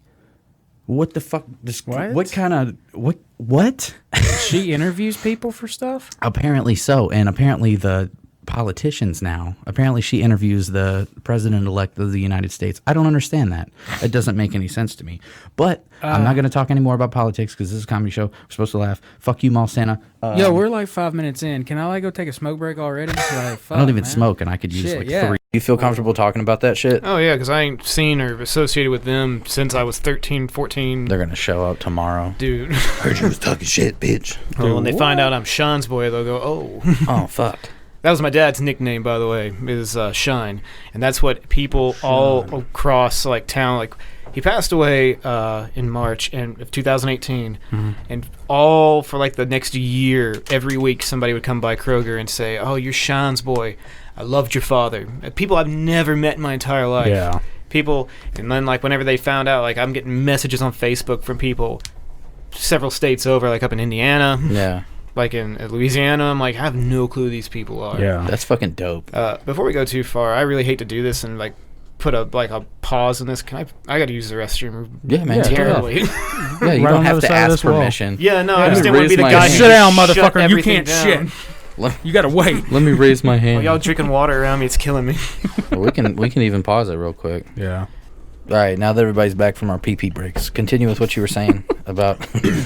You said, all right, so we took a little break, and you were talking about selling shirts. You said you went on the road for a little bit. Tell us about that shit. So, as a little bit of context, whenever I was, as a child, my dad, he had shops in like the Columbia Mall and around the Columbia area. He had a shop that he would work out of, and he would print shirts, But one thing that he did a lot was go on the road during the summers to festivals, bike rallies, county fairs.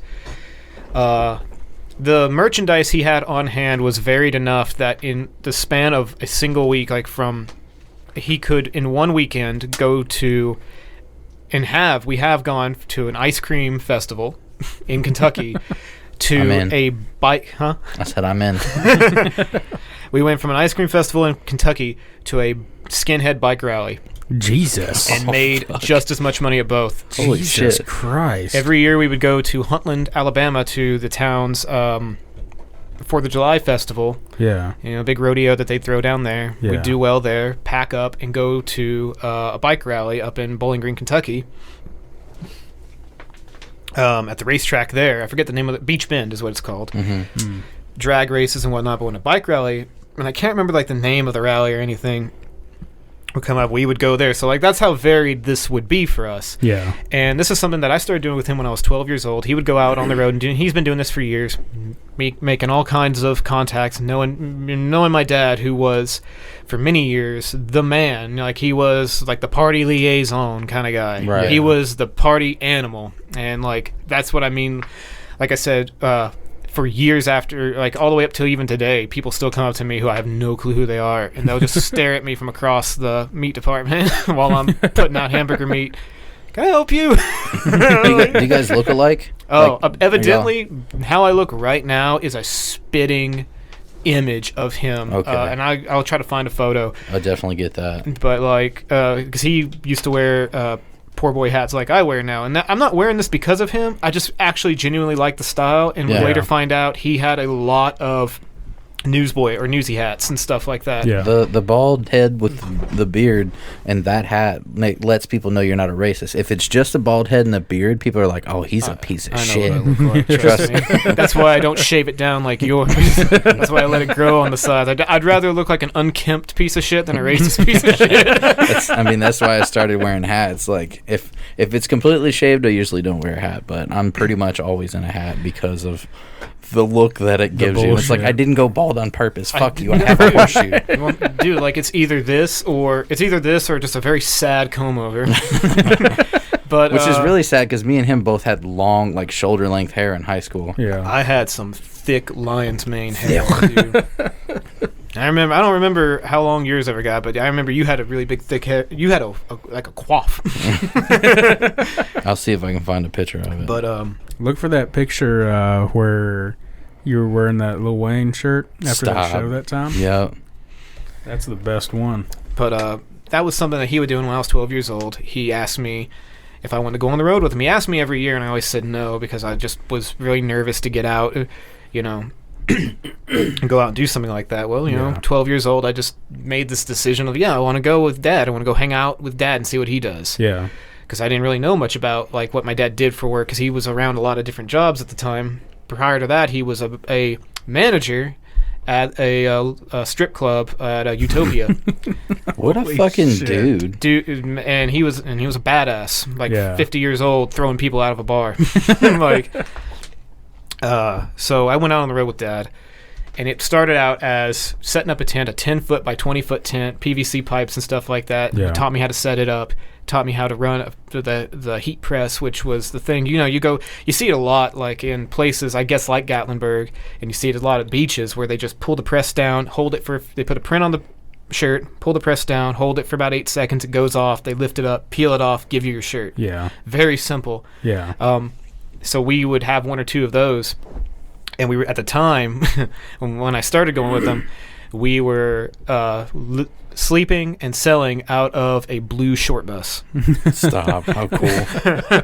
The whole thing was gutted completely. This is what I looked like in high school. That was my hair. Hold up. There it is. Look at that shit. Oh, I remember that now. Is that the...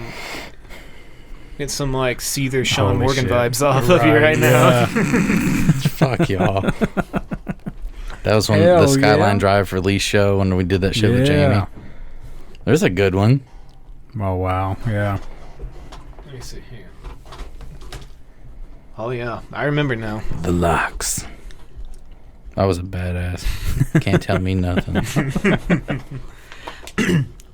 But, so like I said, we would go from a ice cream festival to a bike rally. Yeah. And we had the merchandise to match no matter where we were. And, you know, being here in the South, so I want to go ahead and preface this by saying that my father was a good man, and I don't know if I like where this is going. Hang with me, just hang with me. He didn't mean to stab those 4 guys. Hang with me. But he knew how to play the crowd. He knew how to read a room, which is something that, like, I've always been jealous of him. No matter where he went, he could fit in. Yeah. And make friends instantly, out of enemies even. Yeah. I say all this because, like I said, we would go from a festival to a rally, and being in the South, especially being as close to a town like Pulaski, with the history that Pulaski has. Oh, yeah. With, let's just quit dancing around it, the birthplace of the Ku Klux Klan. Yeah. We would have shirt designs that would reflect their views, and that's all I really want to say about it, because I'm not proud of it. Like I said, I'm not proud of it, but it's... Here's my thing, okay? In your defense, here's my thing. You said, you know, like you said, he's playing the crowd. He doesn't believe it, whatever. I hate racist people. Racism can suck a dick. Mm-hmm. But as long as you're not selling them, like, fucking guns and shit. Oh, no. Like, I don't give a shit. And so... but like, and also at the same time, racists, being complete fucking idiots that they are, will pay a premium, $30 for a shirt. Right. So fuck. And then, like, if they want to put on a shirt, you know, I hate N-words, go right for it, so we know what kind of person you are, so I can stay the fuck away from you. Fuck away, thank you. Yeah. Exactly. It's good advertisement for people like us. Yeah. And Dad used to be a biker. I say used to be a biker. He was never in a bike gang, but he was asked by the Outlaws, the Grim Reapers. Dude, weren't the Outlaws like the badasses? The Outlaws are the main antagonists to the story. Yeah. Never had much of a run-in with them, but they are the rival to the Hells Angels. Yeah. And, like, you don't walk around Outlaws with 81 on your back. Because that's 8H1A, Hells Angels. That's their sign, is 81. In case you didn't know, anybody who didn't know. I like having guests on that can inform us and, like, teach us things. Yeah. Like, I'm learning shit every time we have somebody on Right, here. yeah. And now, as far as, like, what they're like today, couldn't tell you, obviously. This, like I said, this is all from, like, 10 years ago. Yeah. And my experience growing up. And, like, we spoke outside my apartment. I grew up around a lot of this. And there's a lot of good, honestly. There's a lot of good things. Some bad. Some rough. Some very questionable. Ooh, shit, that was not cool, man. Going on. Some very much so, like, that it bleeds over into my adult life, where it'll happen every once in a while. I'll just go, God dang, I gotta get the fuck out of this town. Pulling out what little bit of hair I have left. over the years, I went on the road with him for about 3 to 4 years, and when you'd go to these rallies, especially Beach Bend, especially like in certain rallies up towards in Kentucky where a lot of them took place, we would set up next to the Hells Angels. Mm-hmm. Now the Hells Angels, for some reason, I don't know why, if he was alive today I'd ask him, but he just fell in with them really well, and a lot of them, they would always ask him to, hey, why don't you join the club? Why don't you join the group? And they didn't want to be a part of that. He didn't like the idea of the whole, like, you're beholden to a group now. Yeah. Dad was extremely independent, which bleeds over heavily into mine and my siblings' upbringing of learn how to be independent, learn how to be alone, live take alone, care of yourself. Take care of yourself. Yeah. His paraphrased words, I don't remember his exact words, but his paraphrased words were, I don't want to get a phone call at 2 o'clock in the morning to go kick somebody's ass in a bar 20 miles away. Right. Yeah. Because by the time I get there, it's already fucking done and over with. Mhm. Everybody's been Yeah. arrested and shit. Yeah, just because he's wearing the wrong colored vest. Yeah. Right. And he told this guy that, and he was like, Dad's very well known and respected by a lot of people. Fair enough. But we always set up next to them because we could literally walk away from the booth, leave nothing guarded. Nobody would fuck with it because the Hells Angels were as close to our booth as I am to either of you right now. Yeah. And nobody wants to fuck with the Hells Angels because sometimes they just come in and sit in our booth and just hang out while we were like taking a break if we were walking around. And going to get some ice cream. Yeah. Going to meet people. My dad was real bad about that. He'd just leave me in the booth. Now this is leaving. I don't know if you guys have any 13-year-olds or 12-year-olds in your life that you like as far as nieces, nephews, or anything like that. But could you imagine a 13 or 14-year-old being left in charge with like $2,000 in his pocket, being left in charge of a booth? Jesus. To the point, and also just have like the attitude of I'm running this. Yeah. Yeah. Because you don't want to give a fucking preteen the idea of you run the show here. Yeah, you're the boss. Yeah, but that's Good exactly luck. what it was. So some guy would walk up to me, and I remember several times, but one that sticks out in particular was a guy would walk up to me, and he came up to me. He said, "Hey, I just want to know who's in charge around here." Well, that's me. That's me. It's me, sir. You're in charge. Yes, sir. I didn't stutter.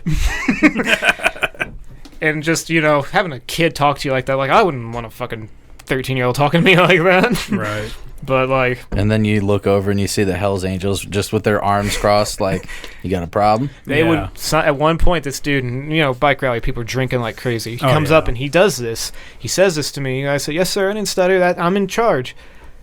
You're not fucking in charge of this booth. Where the fuck is your father? This big son of a bitch. I mean, this dude who, like, when he walks, he can't look down. He has to bend his whole half body to look down. Walks up to the dude and just bucks his stomach up against him. You got a problem? You bothering this boy? I like how you gave the description, this big dude. Yeah. And then you're like, you got a problem? You got a problem, Mayor Buckaroo? Oh, man. And they pretty much ran him off. And anytime anybody ever came up to me wanting to know who's in charge, I'm in charge. And Dad would even say, he's in charge. Go talk to him. I'm on break. And he'd walk off, go get a beer with his buddies, be gone 2 hours. I'd have made $600. Nice. And Dad, the family business at the time, which I don't want to speak. We're in good. I'm in good company here. I don't want to speak ill to Dad, but he used to also sell a bit of reefer on the side. Yeah, which is some shit that I didn't find out about until I was like 13 years old. He, like that. I'd make $600. He'd say, "Keep half of it. That's your pay for the day." Good job, son. Tussle my hair. Good job, son. Yeah. And it was never about the money. It was always about teaching me how to handle myself in any kind of situation. Yeah. Especially like in a social situation like that. I learned how to be a salesman through them. Yeah. And but like I said, you want to hear about the Hells Angels. That's really all I have about them, is that they were always good to me. There were definitely times, though, at some of these rallies where somebody would come in to a black guy would come in, and he was definitely not fucking welcome in their booth. Literally, they line up and walk him out. Yeah. They line up against the perimeter of it. And I remember that was like one of the first times I ever really saw racism. Because I grew up with a half black, half white, I don't know what the proper term is. I don't want to offend anybody, but my half black and half white cousins. Yeah. And I grew up with them, so like things like having an interracial family never was like strange to me. It was just something I grew up with. But that was the first time I saw like racism like that level, and it was surreal to say the least. When you first experience something like that, your first thought is, this is the most uncomfortable I've ever fucking been. I don't even have anything to do with this, but it's happening, like I said, as close as me to either of you. And I'm watching. I'm 13, 14 years old. I'm staring at it. And you're uncomfortable as fuck. It sucks. It sucks so much. Because it's like, what the fuck are you going to do? You're 13. There's like 30 bikers. What are you going to do? And then like, you don't want to just sit there and do nothing, but it's like, what the fuck? I don't think that's right. I don't think that's right. Well, what am I going to stand up and say that at 13, You're going to get fucking murdered. I've been fucking tell my dad, get your boy out of here. You need to teach your boy how things work around here. That's what would happen. Right. And then, also just kind of growing up around that kind of, and then, I don't know, I noticed it more after stuff like that. Oh, yeah. Which I guess is one of those things, like the death of innocence, I guess. Yeah. Where like, oh, well, Uncle so-and-so says this weird word whenever he's talking about. I said it at school one time and I got beat up. Now all of a sudden that word has a lot of context, and it's like, yeah. And like, I don't know, like your father, I don't know like, if that's like a thing that you think about, is how you're going to bring these things up to your child. Well, my stepdad's black, so I've experienced plenty of stupid fucking ignorant bullshit. I can't fucking imagine on both sides. Yeah. Oh yeah. But Ethan, give me something. Give me all my stories. I know an the embarrassing story of you. I don't have an embarrassing story of you, but I have a fucking hilarious story of you. Go for it. All right. How old were we? Maybe 18, 19. And your dad had that big ass brush pile in the back, right underneath cable and phone and power lines. Oh, that doesn't sound safe at all. Yeah. So he had this big ass brush pile, and he tells Dylan, "Go out there for the brush pile." So Dylan goes out there with a fucking, might as well have been a 50-gallon drum of gas, and just pours it all over this shit, all over the place. Oh no. And it was me and him and like, I don't know, 5 or 6 other people. And we're like 40 yards away, like, we ain't getting no fucking closer. He goes inside the house and gets some firecrackers and lights them. All of this is a terrible idea. Throws them in the pile, and all you see is Dylan hauling ass. And dude, it looked like a fucking mushroom cloud. It was the biggest fucking explosion I've ever seen in my life. Did it fuck up all the power lines? No, it didn't do shit to them. It's a miracle. Okay, it's a that's miracle good. it didn't melt the phone and cable. But Yeah, for real, man, you'd have your whole neighborhood mad at you. It's one of those things where it's like, I've done so much wild shit that I don't remember if it's true, but I'm like, oh man. I don't really know of That's anything crazy. embarrassing that you've ever done, because nothing really embarrasses you, because you do shit. Because you do shit for fun, right? You Every do shit to time be I've ever funny. I gotten mean, I feel that. It's hard to be a comedian and be embarrassed. I feel that. I feel that, man. Like, cause I don't give a shit half the Right, time. I just same. kind of like go out and do things. Yeah, so I don't know, man.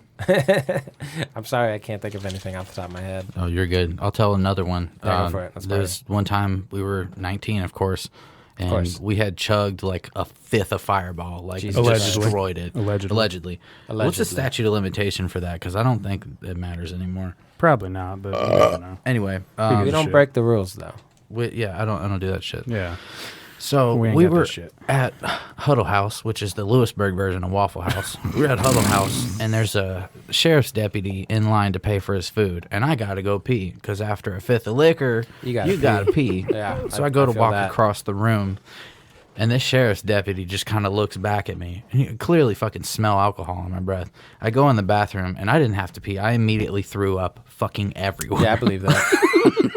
Fucking everywhere. And I thought for sure the cop was like gonna smell it and come in there or something, because I'm Yeah. puking cinnamon.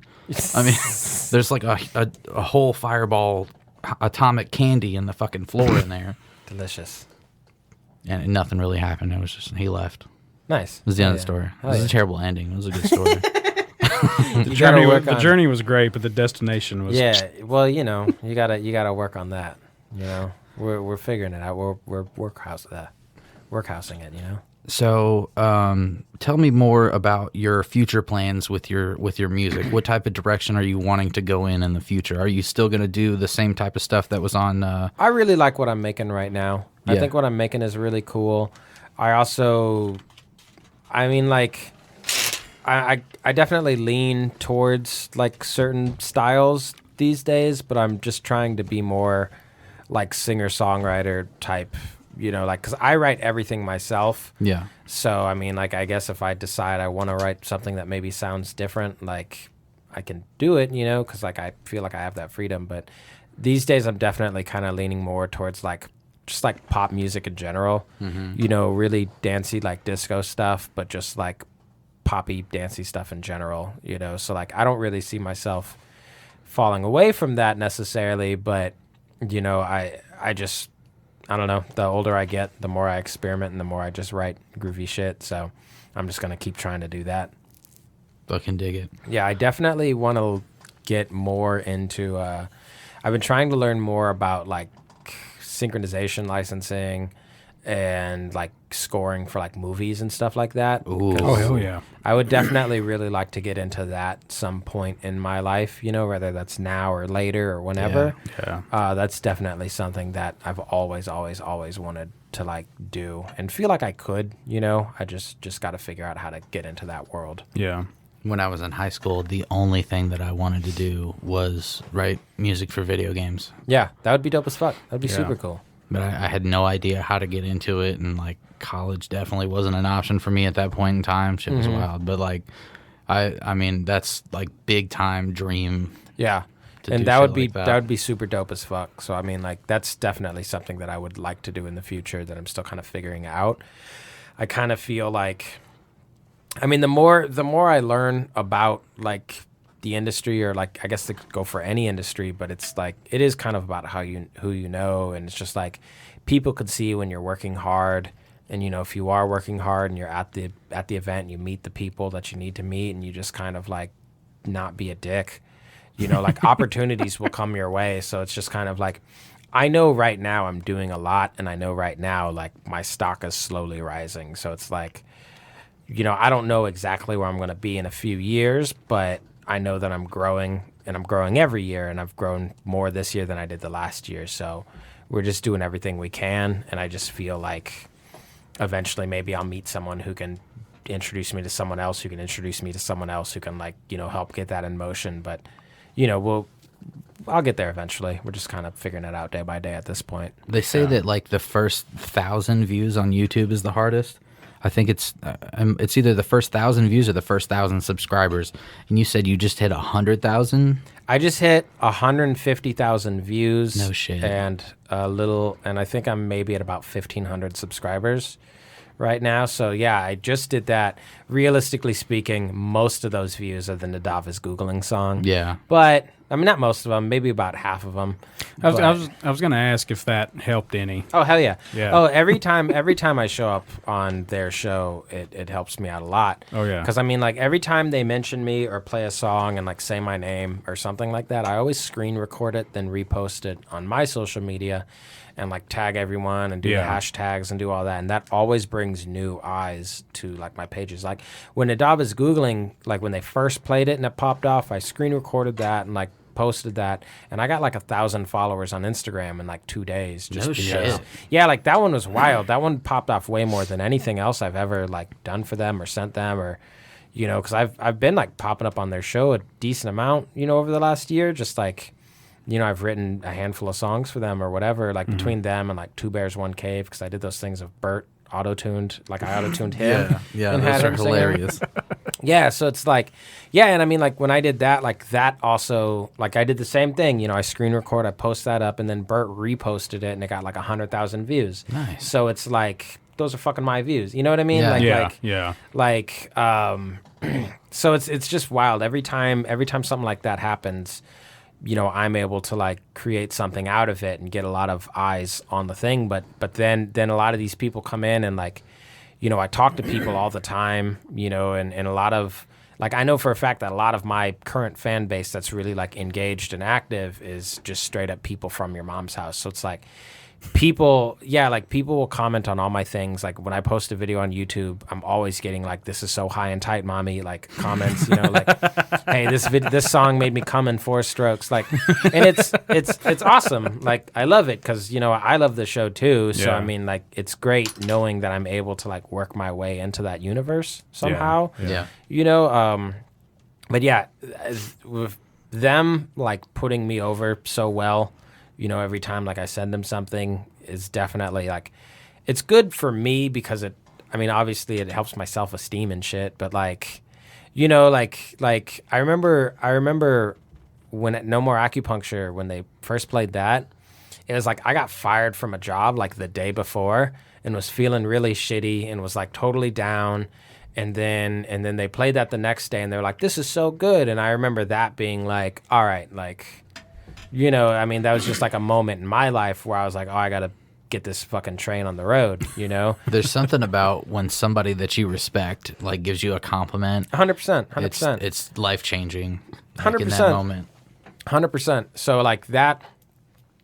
And even, like I was telling you earlier, even with that song getting so much, like, popularity that it did when it came out, like, at the time, I wasn't really making, like synth pop jams like that, like dancey jams. I was still just making like weird beats. And it was another thing too. This happened maybe a few weeks before they played that song. I remember I was in Atlanta and I was at like this showcase event where you play your music for like, they have like 3 celebrity judges or something, and you play your music and then they kind of give you critique, and they were all just like really popular engineers in the area or like producers, whatever. And I did one of those events, and the advice I got afterwards was the guy was like, yo, your music's really cool. And like, I don't know the guy personally, but I'd been to a bunch of these events. So like, I kind of knew him and he knew me. And he's like, I've talked to you a bunch of times. And, I'm usually like on the stage at these events, like dancing and doing weird shit. And, like I have my hair, I look a certain way, I dress a certain way. Like he's like, you're a really like quirky, weird dude, but I don't really get that from your music.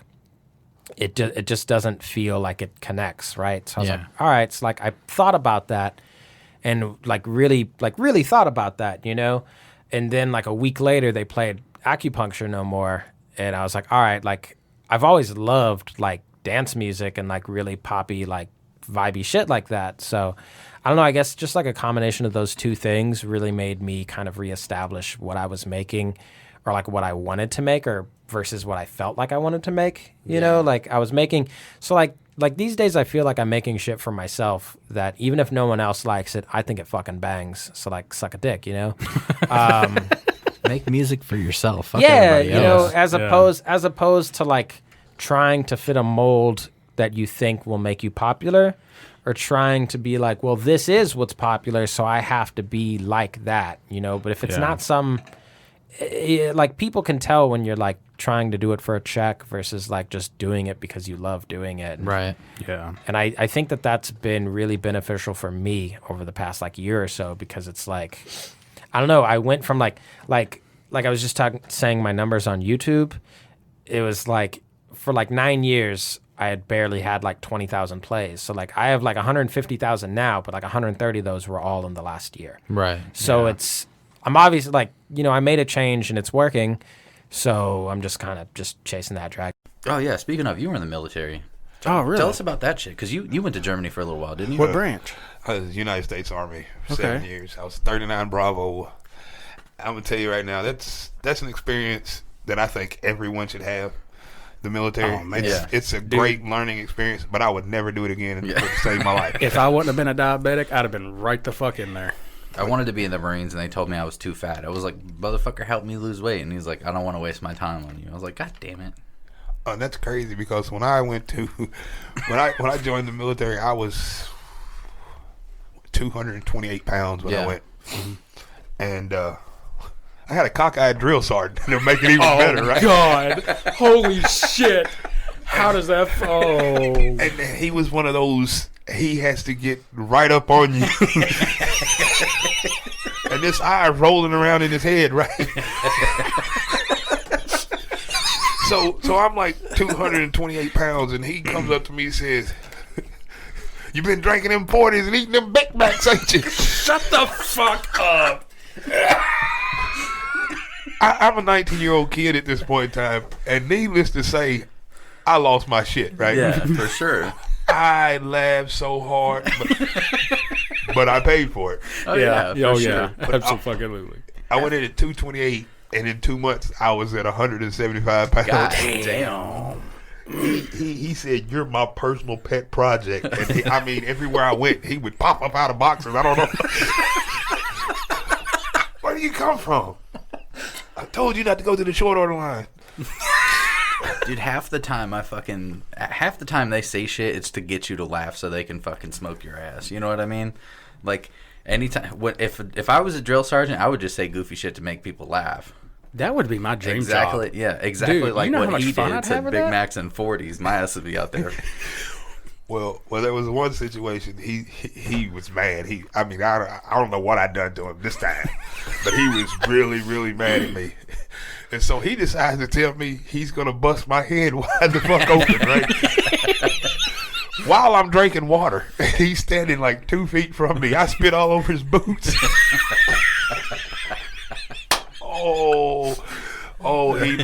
He made a spectacle out of me that day.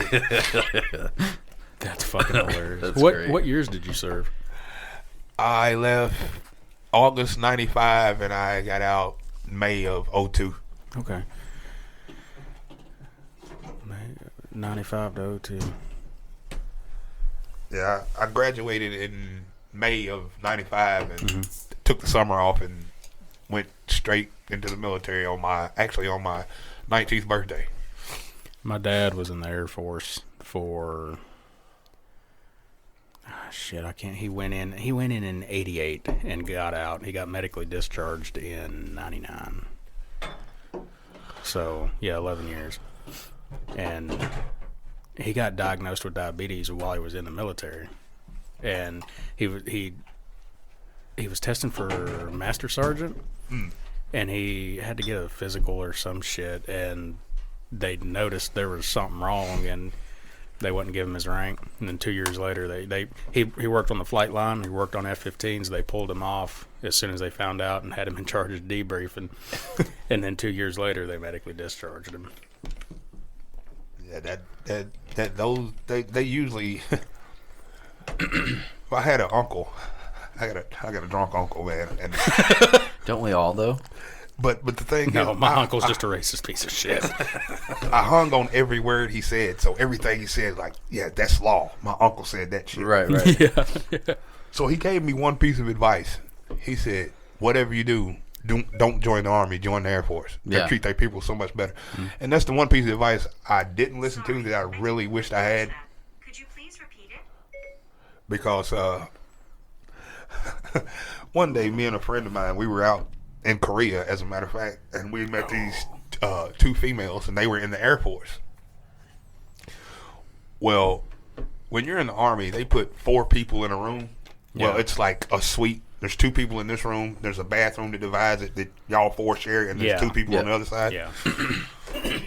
And then you have a refrigerator that comes up to your hip, and a sink to brush your teeth, and a closet. That's all you have. Right. So, not shit. Yeah. So, we go out one day, and we meet these 2 females, and they take us back to their barracks. Well, in Korea, the Air Force had remodeled a whole new hotel and made it barracks for the soldiers of their airmen over there. Yeah.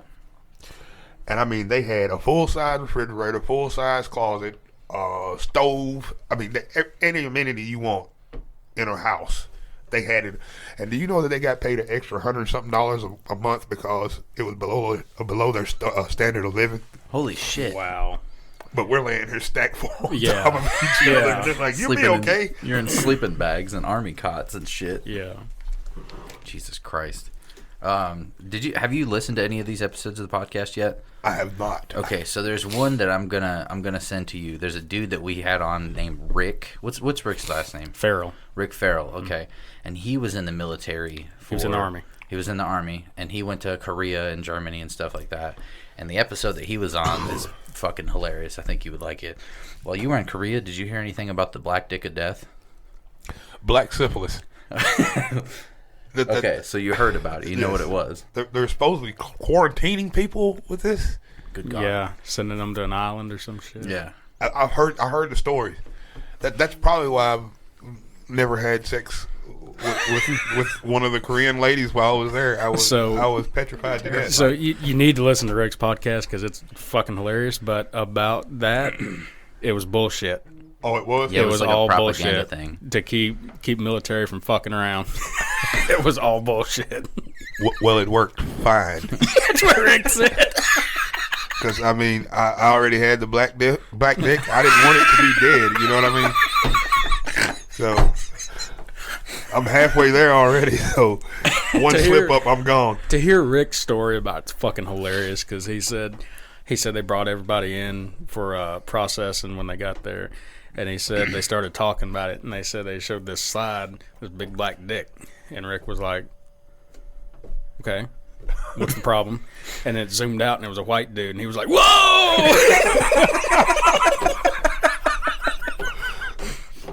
Hey, if you guys have never been in the military, but if you've ever had a briefing, a military briefing, like after I left Korea, I went to Fort Bragg, North Carolina. Yeah. And when you get to Fort Bragg, North Carolina, they bring the post commander and the post sergeant major in, and the post sergeant major, he was he had a real thick accent. I can't remember where he's from. Polish. He was Polish. Oh shit. But he couldn't say the word between. He would say between. and the thing about it is, he's giving us a briefing about the whole stroll. Yeah. In North Carolina, which is called Hay Street. And the first thing he tells us is they had a raid last night and they arrested 9 prostitutes, but they only found 1 female amongst all the 9 prostitutes. Shit. Right? So he said, "You better check and see what's between their legs." Man, and I'm trying to hold this together, right? And then every thing they say, they twist it somehow to a military connotation, right? Yeah. And he said, "So fellas, watch what you're doing out there because you are in the military. We know attacks from the rear are the most deadly."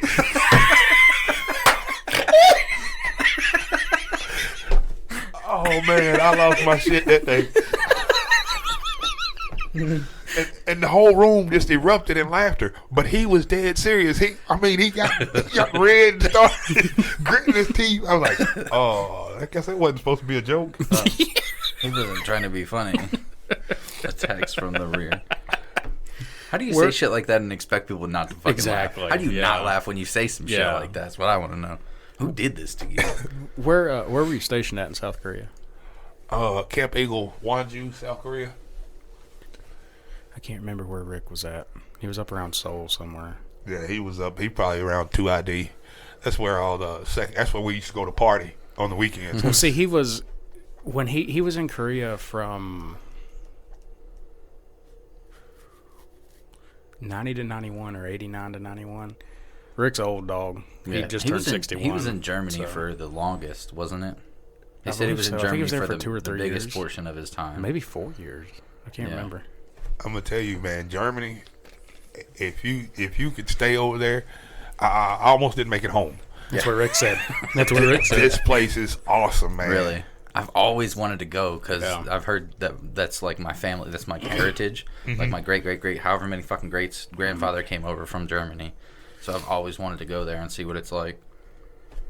When it's cold over there, it's cold now. But when it's like when spring and summer hits, most beautiful. We did Oktoberfest. Yeah. Oh man, I'd love to go to that. Yeah, that would be the shit. We lived in England for 4 years. When my dad got medically discharged, we were in England, and it was that stereotypical bullshit about how it rains all the time. Yeah, it rains a fucking lot. But here lately, it rains more in fucking Tennessee than it ever did in England. But England was beautiful. My God, it was beautiful there. I loved it there. and for those of y'all don't know, in Germany, prostitution is legal. Yeah. It's like they have their own dental plan for same thing you get. Oh yeah, it's, dude. It's like a legal profession. So like I've kind of touched on this a little bit, but I think that if you're a sex worker, I think more fucking power to you, because I mean somebody's gonna fucking do it. You know what I mean? Just like with porn, like there's no reason why porn should be illegal, and it's completely legal to videotape somebody. But the second that you give somebody money for fucking you, it's illegal. But if you videotape it, it's legal. I'm sorry, what? Yeah, that's what kind of sense weird. does that But you make? do have to have their permission, correct? Yeah. Oh, okay. Just making sure. Yeah, that part's still illegal. That's a whole nother different illegal part. Oh, okay, my bad. I gave her money. Well, it's illegal. Oh, I videotaped it. Well, she didn't know about it. Well, fuck you. Oh, you made a porno. Oh, okay. Sins are Completely legal. That's cool though that they have like. I mean, more power to them. Absolutely. If you want to be a sex worker, what the fuck? Why would anybody hate on that? That's awesome. I had a friend that went to go see one of these women one time. And he was talking to her about, why would you do this to yourself? You're very, and he was trying to tell her, like, if you would change your life, you probably could find you a pretty good man. She's like, my husband's coming to pick me up tonight when I get off work. Dude, what? Oops. But okay.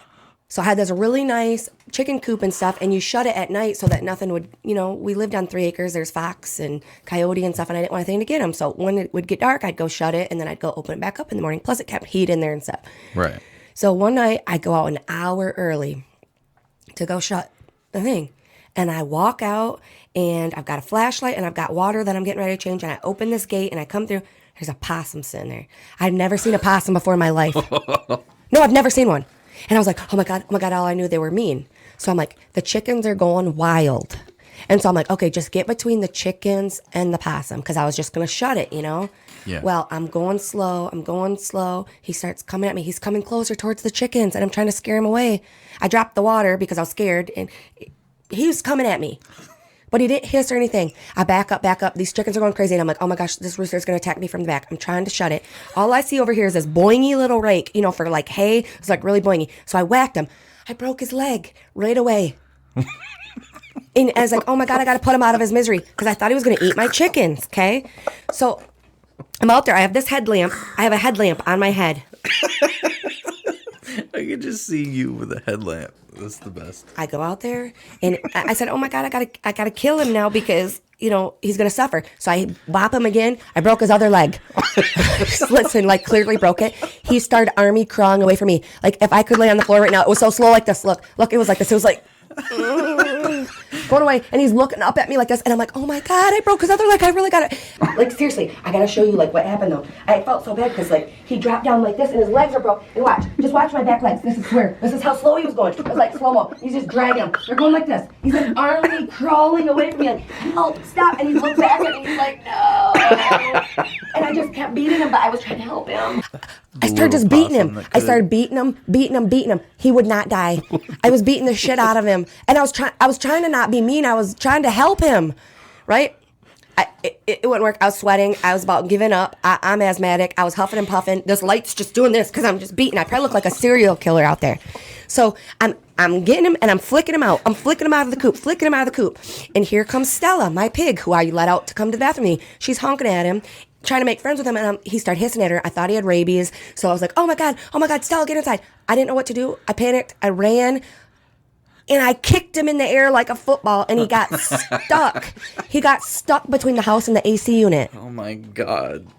I went inside. I was traumatized. I flick open the door. My fiance at the time was like, he's like, what? Why are you sweating and why are you breathing like that? And I walk over, I'm like, puff my hair, I go, oh my God, did you not hear me screaming? And I just killed a possum. I think, oh my God, it was so traumatizing. It was going to eat the chickens. He goes, they don't eat chickens. Yeah, they probably just wanted the food. Oh my God, I said I just murdered him for no reason. and I went upstairs, and I'm like telling my kids, like, because I was thinking, thank God I went out earlier, or our chickens would be dead. And they're like, possums don't eat chickens. I said, I was screaming out there. Nobody came out. And Ash was like, oh, I heard you screaming. I said, It's 10 o'clock at night. You hear me out there screaming and you don't think maybe I should go check. She's like, I was playing with my critters. They were like these little toys. Yeah. I was traumatized. I went to sleep. I tried to go to sleep. He's like holding me because I was like, I've only ever killed a spider. Because I just kept seeing him look up at me. He was never mean to me. And he was never mean to me. All I saw dreams. I just saw myself over him, beating him. It was so bad. You got PTSD from killing this possum. It was bad. I mean, I'm not a murderer, but I mean, like, I saw a problem. I'm a problem solver. And I panicked. I ain't a killer, but don't push me.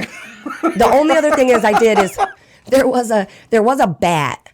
There was this bat out during the day, and people say, that it has rabies, or if it's like sitting there, right? It was in the driveway, and my kids were little at the time. I had just had surgery on my arm. It was in a sling and a cast thing. Yeah. And my kids are trying to do it, and they're going up close to it. It started hissing. I said, there's something wrong with this bat. So I beat it over the head with a shovel because clearly it's sick.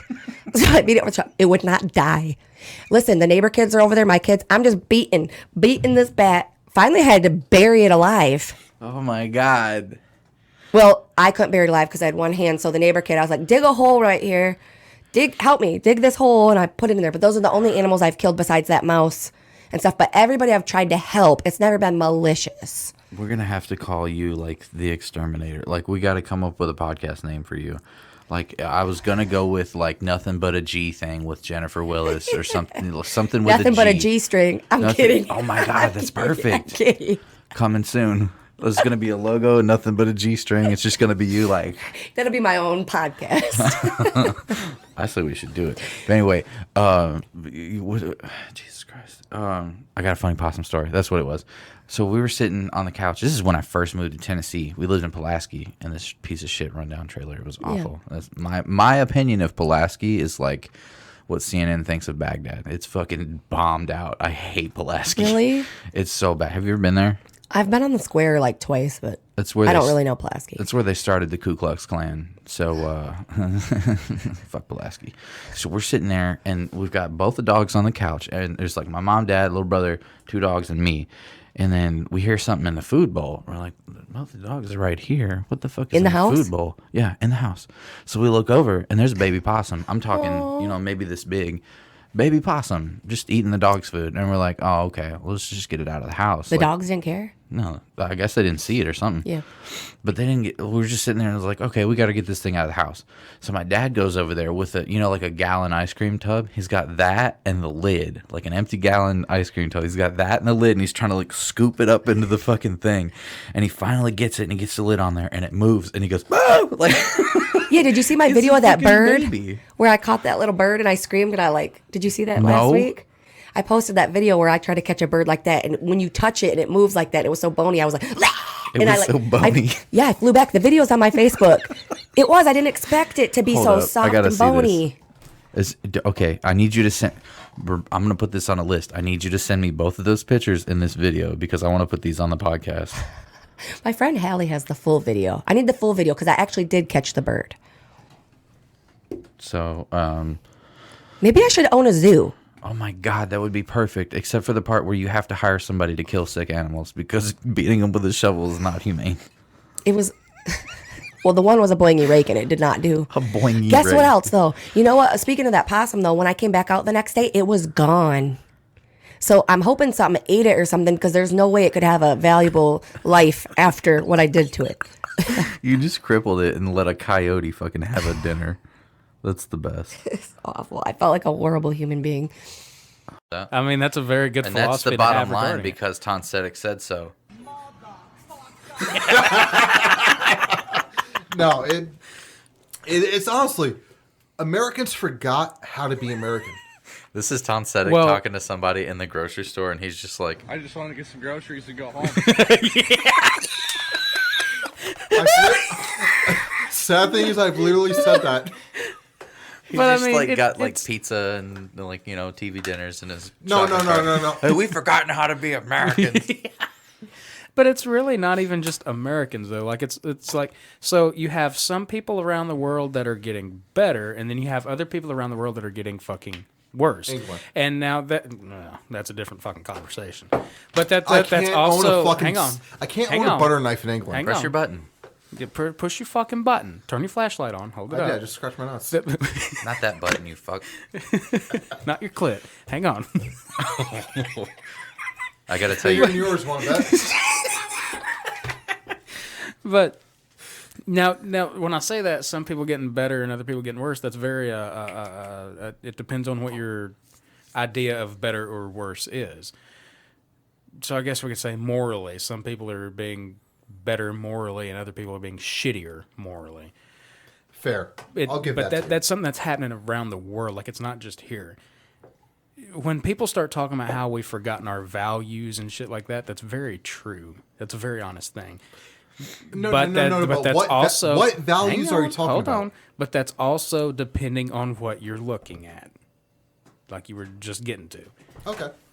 Yes, Dylan. Yes, So Mr. Page. my whole thing about like the whole woke, and I put that in quotes because woke culture is bullshit. He's literally doing finger quotes. They literally have so they asked Brie Larson to step down because she's like a huge like vocalist for the feminist and the rights movement. Who asked her? The woke community. Okay, So hang they've on, asked her to before we go step any down further, because they want a I need- woman of color that's bisexual or gay to take over for Captain Marvel. Okay, Because hang on, she's hang not- on, hang on, hang on, she's hold not on, woke hold on. enough. Hold on. So my I entire need- problem with the woke culture is because, and I say this in quotes again, this is a first world problem because you haven't ever had to deal with any real No, hang issues on, in your hang life, on, so you find hang on. bullshit to complain about. Because I what the fuck is woke culture? I don't know what this is. Woke I culture genuinely don't. is I hear the this term people that thrown are- around. I didn't know there was a culture for the it. people that are canceling people for saying like the What's F word canceling and the it? N word like on the internet and stuff like that. Which Okay. don't say the N word because that's fucking Yeah, I bullshit. mean, that's Racism fucking should have stupid. died 50 years ago. Let's Yeah. let's It agree with would that. have.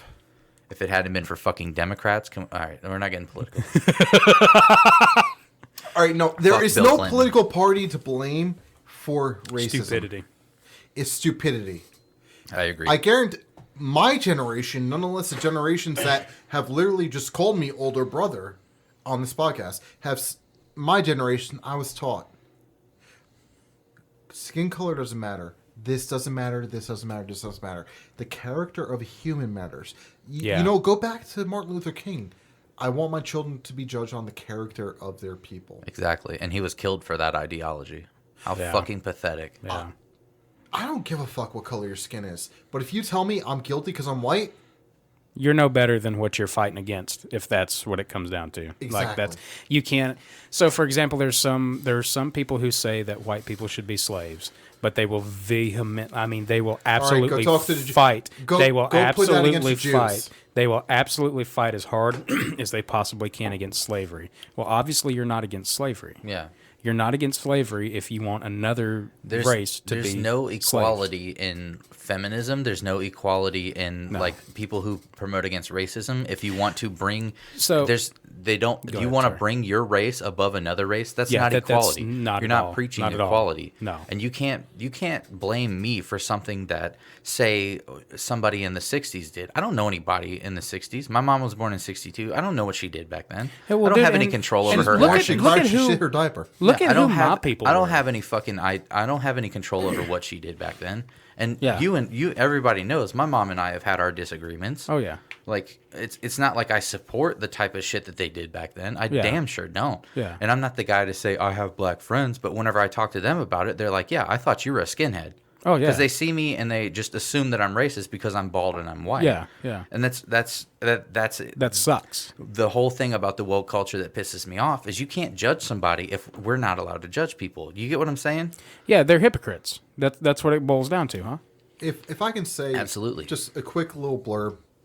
There's 3 words in my opinion that don't have any meaning anymore. Fuck white people. No. Equality doesn't mean shit anymore because Absolutely. equality doesn't exist. Non-racist doesn't mean shit anymore because no matter where you look, it's racist in some way or another. Oh, here's another thing. Like you don't hear And democracy don't mean shit anymore. you don't 'cause it hear doesn't exist. prejudice or you don't hear prejudice anymore. Everything's racist now. Like everybody automatically jumps to racist. Well, he's white, so he's got to be racist. That's not fucking true. That's And then, racist in and of and then, itself. when Like- people talk about cultural appropriation, like I like hip hop. Is that a problem? Right. No. I like the clothes All right. that hip hop like rappers wear. I Is that a have the problem best- if I wear I it? have the best because I'm white? argument. That's racist right there. I have the That's best prejudice. argument that no one has ever been able to debunk or argue against. Someone called me racist once because I said XYZ fucking thing. It was something about guns and why I think everyone should be able to own a fucking Tommy gun. You like That's guns, so that's clearly racist. That's a white person. No, then I said That's a white privilege. No, then I Yeah. said gun control laws are racist. Actually, well, how the fuck do you know? Look at what Reagan did in California. Oh my God, fuck Ronald Reagan. Regardless, but someone said you're a racist. That was their trump card to get me to shut up about guns, and I said I like the black girl's asshole. How am I racist?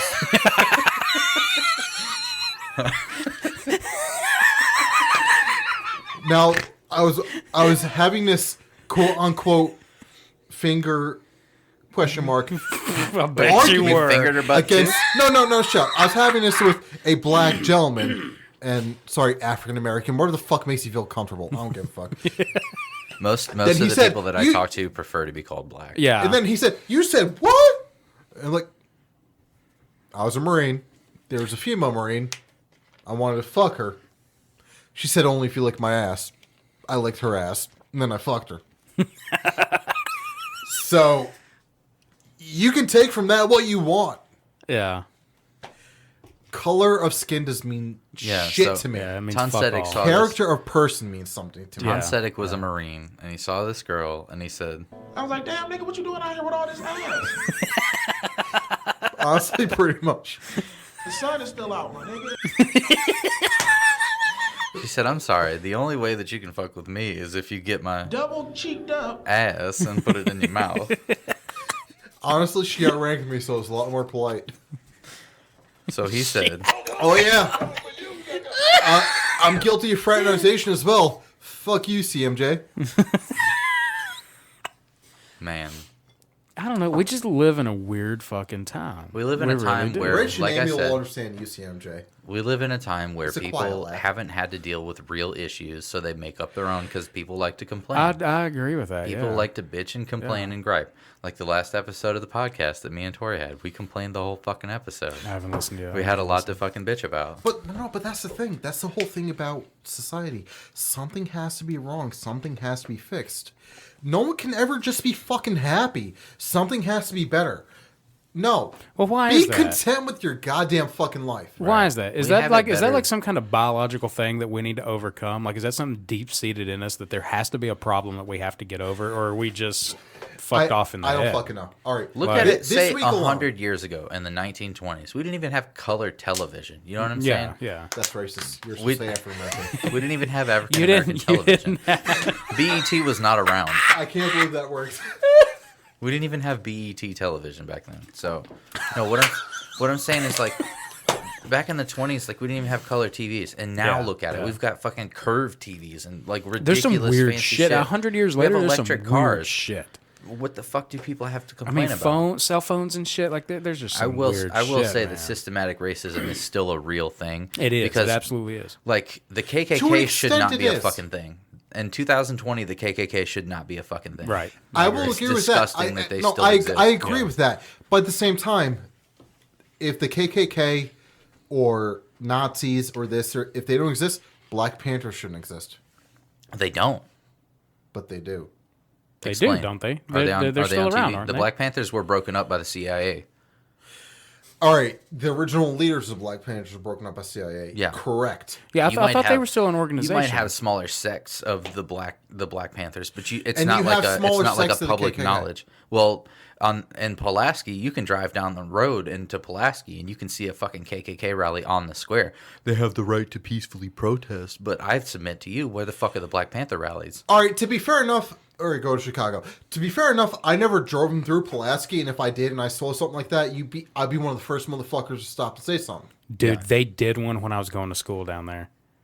And honestly, like was the weirdest as shit. a white person who I grew up couldn't- around, I wasn't around and I wasn't armed at that point. as a white person that grew up around I went to a school Quick. that had a lot of black kids in it. As a white person that grew up around a lot of black kids, when I saw the KKK rally, I was fucking terrified. Yeah, because yeah. they would lump me And in- rightfully so. They would Yeah. lump me in that category as well because I'm a What they call a sympathizer or as some Clayton shit. Bigsby would call it, Clayton a Bigsby. lover of Yeah. those that they do not Well, at care the same for. time, I'd be just as guilty as you then. Right. Yeah. Yeah. New York has a lot different problems than the Midwest and the South, so Yeah, yeah. KKK was never on my radar. Yeah. Other than Civil War, fuck that shit. So No, I grew up where the revolution happened. Yeah. Have you guys heard of the? It was on AMC. Turn. Yeah. It was a TV show on AMC. Turn. It was about one of George Washington's spies. Yeah. That happened where I grew up. I was addicted to that show for all 4 seasons. Yeah. Yeah. And then all this Civil War bullshit. And when I moved down here, I was like, Civil War's a blip in history. It How doesn't many fucking matter. times did you hear the South will rise again as a Northerner? Yeah, exactly. And my response, because when I No, first, but you know what the sad part about that is? I hear it today, and I'm like, I'd side with the South because morally and constitutionally, they're right. Well, and here's something else that happens in politics a lot. Every 60, 70, 80 years, it shifts. Abraham Lincoln was a Republican. Everybody likes to say, well, he was a Democrat because he had liberal views, right? No, he was a Republican. It was the exact opposite. The parties switched. I'm telling you, every 60, 70, 80 years, there's something about it. The ideologies just kind of flip-flop. Maybe I spoke. the maybe, two-party maybe I system's spoke too complete soon. fucking horseshit. Yeah. I don't agree with any particular party. I agree with who I think is morally and constitutionally right. Constitution gives. Sorry, let me rephrase that. The Bill of Rights. You have 10 fucking rules to follow. Follow those 10 fucking rules, I'll like you. Yeah. So I get dirty looks anytime that I talk to anybody that's brainwashed on the right or the left about how I don't pick a party. I'm an American. That's how I identify myself. I'm mostly America like the is independent my candidate. party. I like guns. I like marijuana, and I like. I want I like gay our marriage. gay best friend to I be like- able to defend his yeah. fucking marijuana I like- shits with his guns. I like gay You fucked marriage. it up. I like. You fucked it up. I'm telling you what it is. I'm right now. I want my. No. I'm talking about no. literally. I want like no. I like, want my don't gay. give a fuck about the I quote. want my gay Muslim neighbors to be able to protect their marijuana plants and adoptive babies with an AR-15 and a Glock. Gay Muslim. You know what? That's they awesome. exist. Shit. They exist. Mia Khalifa exists, so I'm sure it's got to be out there. Oh, now she's a. She's a lot of plastic surgery. She's interesting. She's a droid. Yes. See, but- that's my whole thing. Like, I never agree with one particular party because I have different Yeah, views you from each can't. one. Yeah. Less government's the best government. I believe in gun rights. I believe in gay rights. I believe in you know if you're 18 now, listen to me. If you're 18 years old, I don't believe in this trans 14-year-old kid thing. Absolutely not. No. I don't think that you should because we have to be 18 to vote. We got to be 21 to drink You and gotta be smoke. 20. As I was say, you gotta be 21 to Well, smoke we can be fucking cigarettes 14 now. and we want to cut our dick off because we had a bad experience and turn into a woman. Now I don't believe in that. And hear me out here. When you turn 18 and you're a legal adult and you can make decisions for yourself, do whatever you want to do. Nobody should be I able think to tell even- you what you can't do. I think even then, if you want to change governments, so to speak, and change your genitals and become Yeah. a different type of human being, I think you should at least have to see a therapist and go through some type of like mental evaluation in order to be able to chop off your ding dong and put a fucking hole there. You Yeah. know what I'm saying? God damn. You break my toilet. Yeah, well, and when you say that, obviously, to find out why it is you feel that way, like what is the real reason you're wanting to do Yeah. that? Is it because of some childhood trauma? Yeah, Were you did molested? something happen Were to you? Yeah. Is it, And what is can it we just do to because it's what I feel like doing this week, which I don't have any problem against, like gender fluid people. They want to change their gender fluid people, like they have the ability to change. Oh, it's 3:00 in the afternoon. I feel like being a boy. And you know, see, look, If you want to do that, that's fine. Whatever. Yeah, go for it if you want, but don't get fucking mad at me if you're a dude and I call you sir. Yeah, it's I ma'am. mean, The yeah, GameStop, come it's on, ma'am. man. Like, I told you I had. Fuck, there's so much more shit to be angry about. And That's what I'm talking kinda about like we were with- talking about earlier. Like I feel like everybody just needs to be fucking mad about something. That's and what I I'm don't get talking it. about with woke culture. Yeah. There's no limit. Like the Brie Larson thing. She is a huge advocate for the woke culture in general. She's all about feminism, which I respect. You know, if you want to be a feminist, Real that's feminism. cool. True. Real Equality. Not real, If you true. want to preach equality instead of bringing one race or gender above another, then I'm completely on your same level. I agree with that 1,000%.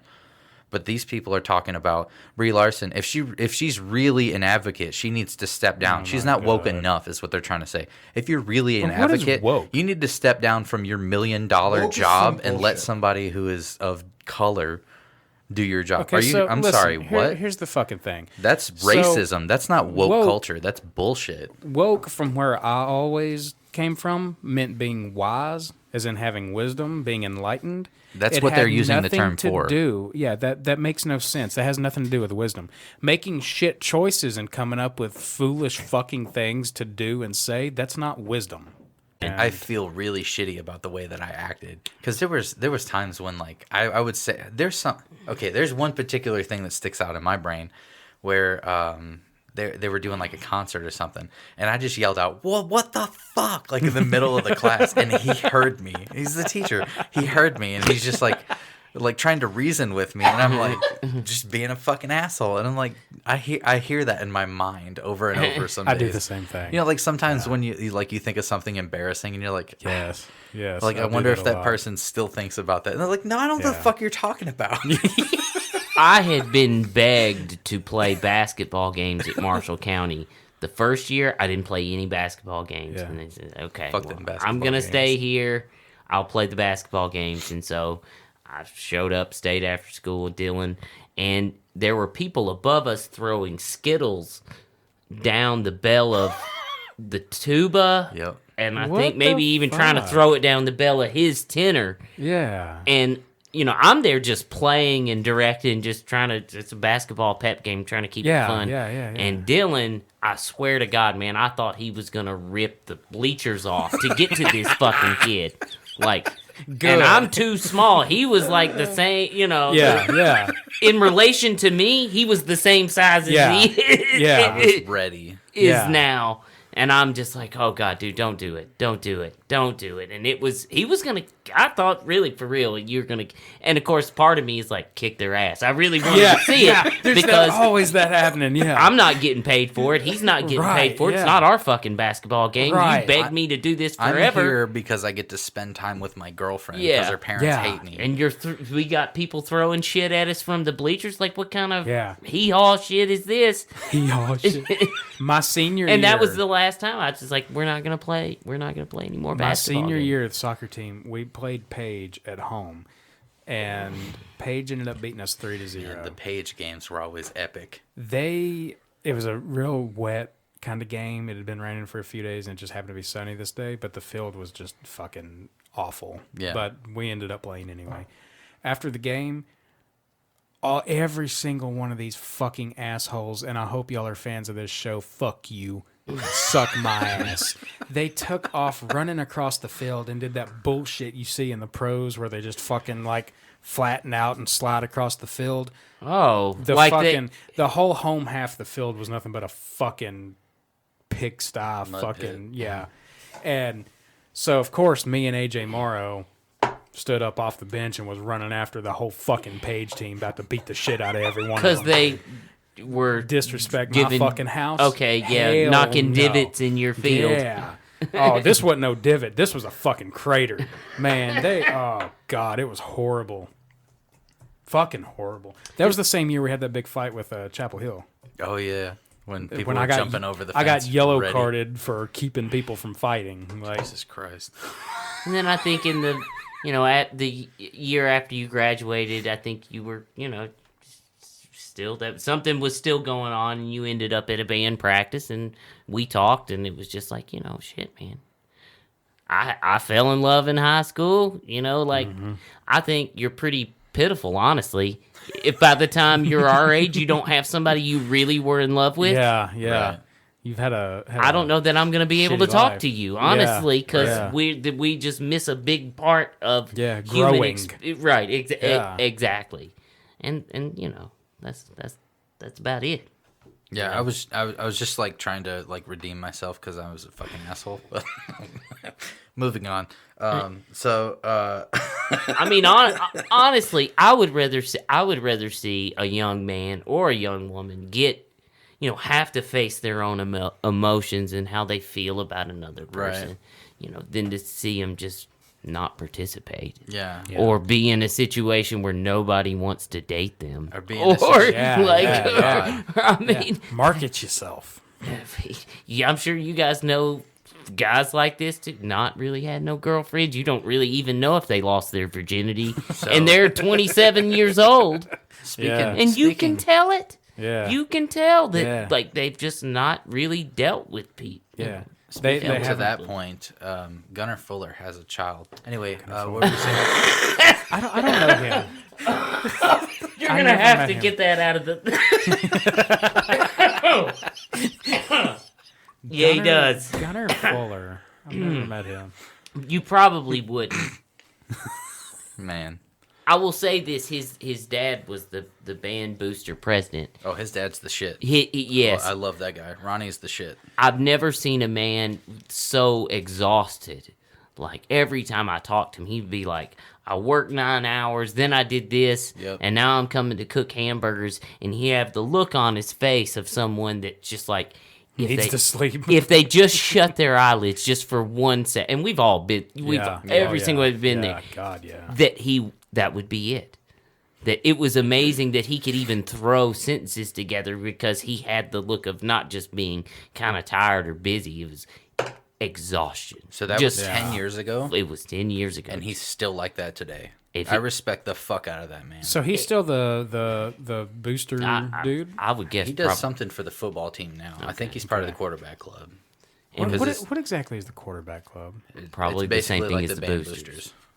Okay. I They're thought just- maybe it was just where quarterbacks got together and circled or something. Same thing. You know, it's like it's all the parents. They get together and like discuss the finances of the Makes team and sense. shit like that. Yeah. In Tennessee, It this is a circle jerk. This is not the case in all states, but in Tennessee, most band programs, it is only the director's salary that's funded, and then everything else is fundraised. Well, that was like Yeah. soccer. I mean, Miss Raffo got paid, but we had to do fundraisers and shit to pay for referees, to pay for buses, to meals if we went out of town and she wanted to feed us. She ended up paying for half that shit most of the time. That raises problems in that the director or the coach might not have as much control over decisions as they would have if the school paid for the things that directly. for the activities that were going on. Yeah. One of the differences between Lewisburg and South Pittsburgh was that with the boosters in Lewisburg, even though me and Ronnie could not be we couldn't be any more different. Right. Me and Randall Jones, Evan's dad, could not be any different. Me and Laurie, I'd say we had some things in common. Angie Owen, Carly now Lee is mom. I mean, we all got along. But we agreed on things. I don't remember them ever telling me no for something, and I don't remember ever telling them no.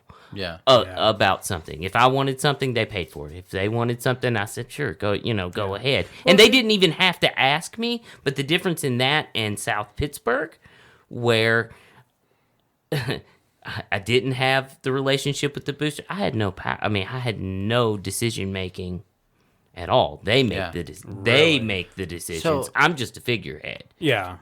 Talk more about Marshall County. On your outline here, it says that leaving was like the worst. It was horrible. Worst professional decision that you made. It was So, the like, worst professional decision. Talk a little bit about like Marshall County. Like what was that like for you?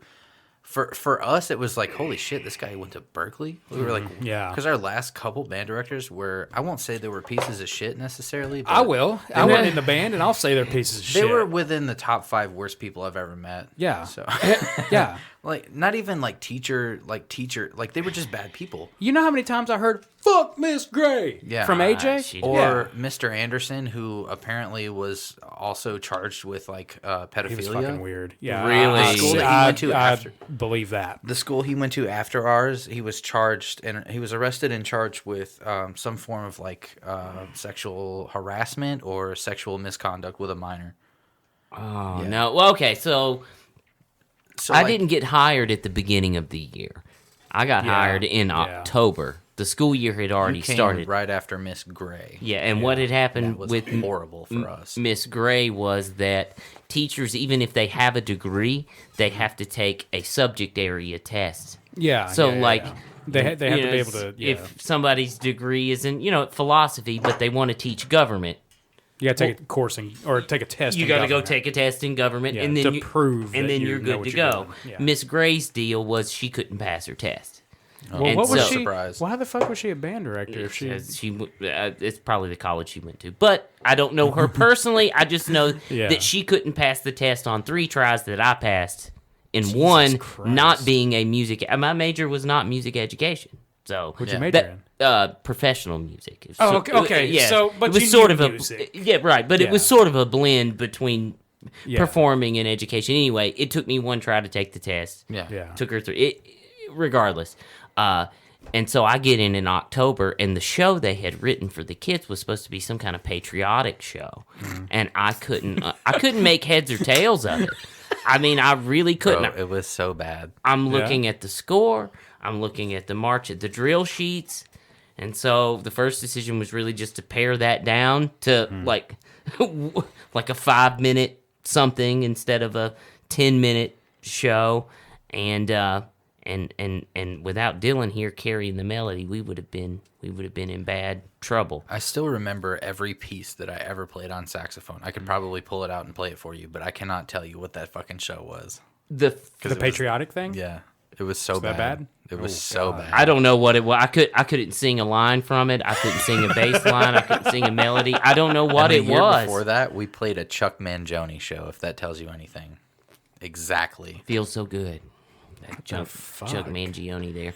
Anyways, and so we get through. I knew it was rough, but goddamn. We get through the marching season, and the first presentation I made to the band boosters was about, like, well, how do we get better? How do we sound like Forrest? How do we sound like anybody that's not Marshall County? Right. And the thing that I could think of that we could do that didn't cost money was time. I looked at the fact that at the middle school in Lewisburg, they were only playing 3 days a week. Right. And so you got 6th grade, 7th grade, 8th grade. They're playing 3 days a week for, say, 55 minutes, just say an hour. But then you got to go compete against kids from Page or kids from Tullahoma who are playing every single day for an hour. Yep. And I showed the band parents. It wasn't even a PowerPoint. It's more like here, look at this. Check it out. How many hours we were deficient by the time our 8th graders got to be freshmen. Yeah. Which, of course, you never make that up. Ever. I There's mean, no way to. You don't get your 4th grade year back. Especially you don't get your 5th grade year back. Especially you don't get any of it back. That point in time in a child's life, that's like, that's when you're really starting to come online and realize what's going on around you. Exactly. And you're starting to build what your interests are and things like that. So, and the beautiful thing about learning an instrument is everybody starts from zero. Exactly. Everybody. It doesn't matter if your dad was Eddie Van Halen. It doesn't matter if your dad was a tone-deaf idiot. Yeah. Everybody starts from zero. That's why it's worth studying. And so, considering that we start from zero, what's the factor we can control? Time. Exactly. You give me time. Time doesn't cost any money. You just have to give me the time. And it really, I think, everybody in the band, parents in the high school, it made sense to them. I remember leaving that meeting and thinking, okay, we are on the same page, and we were for the remainder of the time. And at the middle school, the 2 days a week I wasn't teaching band, Dylan, I did a study hall. Mm-hmm. So I would be there from 8 o'clock to about 11 o'clock just running a study hall. And every day the principal would walk past where I was running the study hall and kind of smile and kind of wave. This guy's name was Mr. Hubble. I don't know if he's still employed. I don't care. Yeah. I'm not employed by a school system. I can say whatever I want, and that's the good thing about going on this podcast. And every day he would walk in and wave, and maybe once a week he would ask me, "How are you doing?" I said, "I'm fine. Is there anything I can do for you to make it?" I said, No, I'm fine, man. Thank you for asking. Okay, cool. This goes on 10 weeks, 11 weeks, long time, several. Right. And then we get about to April, and he asked me, "Is there anything I can do for you? What can we do to make it, to make things easier, grow the band, get the band better, yada yada." You know what? Next year in the schedule, instead of 3 days a week, let me have the kids 5 days a week. Yeah. If you let me have my kids 5 days a week, we're going to start to make up some of the time that, that we need to make up. Our kids will now have been playing as much as everybody else and will be competitive. Yeah. If I'm a good teacher. Right. If I'm not a good teacher, it doesn't And I make. mean- But if I'm a good teacher and you get 500 hours to learn the saxophone. Yeah. And a kid from Columbia gets 500 hours to play the saxophone, you should be At least at his level. at least as good. It should be comparable. Right. And he said, "Yeah, I'll do that. Yeah, okay, that makes sense." And he's asked me this at least a dozen times. Yeah. What can I do? This gets to the sloppy management podcast you had with Tori, which I advise anybody to listen to because it's good. The next year, I get my schedule. Thank you, by the way. Yeah, you're welcome. It's true. The next year, I get my schedule, and instead of 3 days a week, it's 2. What the fuck? And he walked in, and it's one of those looks like you get from a manager or an authority figure, like I fucked you. Yeah. Gotcha. How disgusting. It was the only thing in my entire time in Lewisburg. And Brandon Edwards, who is now a minister, and I'm sure is doing good work where he's at Brandon? Yeah, in Illinois. He told me the very first day I got there, be careful about Mr. Hubble. Yeah. And I'm thinking, I'll just get to know people as I get to, it's whatever. And he did. That guy proved himself to be quite a dick. I mean, because that's one of those things, why are you going to ask me what you can do to make it better if you're just going to turn around and do the opposite? Exactly.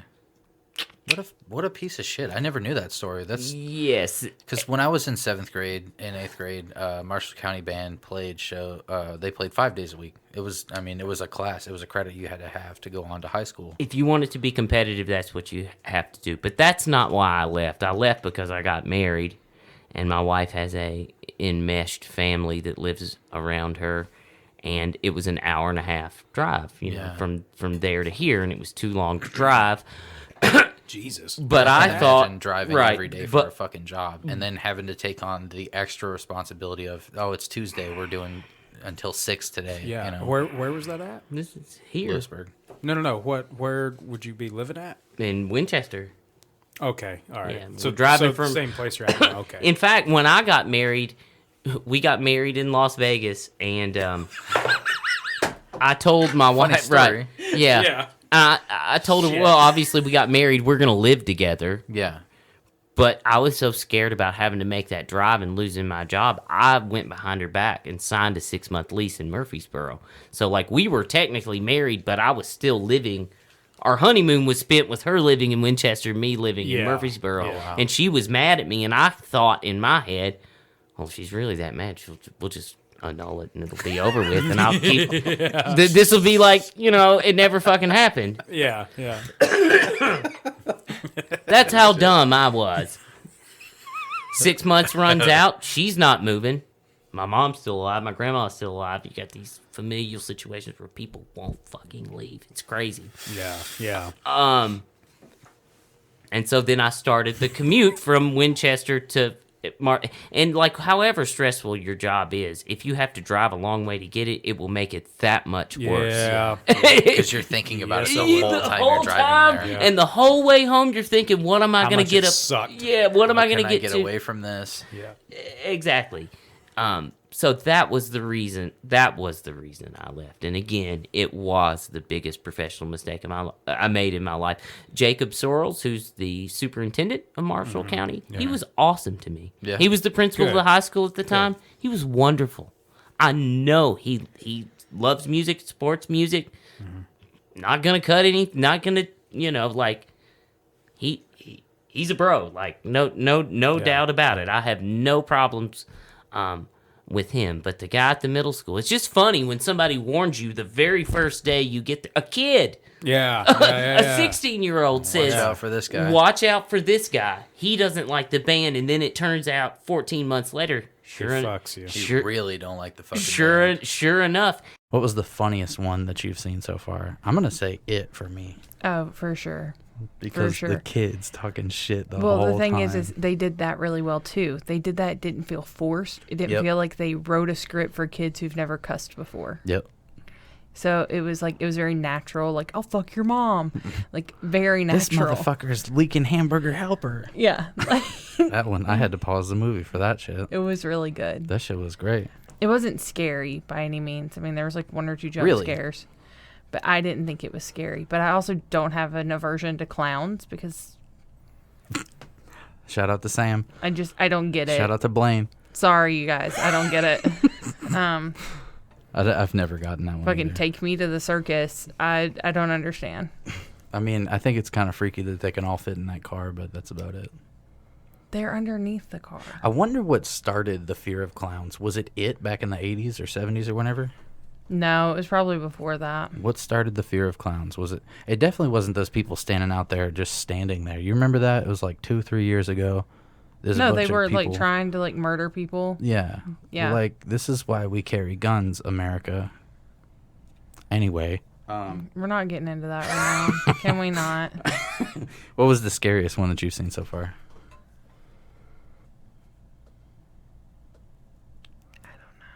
I don't know. None of them have been really scary. None to of you. them have really scared me. I guess the scariest one out of all of them would be Dark Skies, but Ooh. it wasn't even scary. I guess it's just because Yeah. it's the only thing that had a villain that couldn't be stopped. Yeah. You know what I mean? Yeah. That's why I hate Freddy Krueger. He can't be stopped. Can we watch a Freddy Krueger movie? Can we add it to the list? Can it be the very last movie we watch so the very next day I can watch Home Alone? The last one, stop. The last one's got to be Nightmare Before Christmas because we're Oh, going to yeah. do this for Christmas too. Okay, then we'll do that. Then it has to be Freddy Krueger, then Halloween. I mean, Nightmare Before Christmas because I just can't. Our Christmas list is going to be like Gremlins and Nightmare Before Christmas. Die and Hard. Die Hard. and- Home Alone 1 through 18. Have you ever seen Jingle All the Way with Yes. Arnold? Have you ever seen Oh. the Santa Claus movies? Because God damn it. I'm making you watch them. No. Yes. Tim I've- Allen, I've seen the also first another one. childhood crush. Stop. Howdy, neighbor. Fuck you. Get out of my fucking face. What was the dumbest one you've seen so far? What do you think was just stupid? I would say House of a Thousand Corpses. But don't get me wrong. That movie's a fucking classic. I love that movie. I would say the storyline, yeah, 100%. But Dumb. Rob Zombie will always be my dream. Yeah. He remade Halloween. Have you ever seen that? Yeah, it was awful. The first one I thought was good. The second one, the one that sucked ass. I thought the second one was terrible. I didn't think he did a good job on him. But that's just because it went from a movie with suspense to just a movie of gore. Yeah.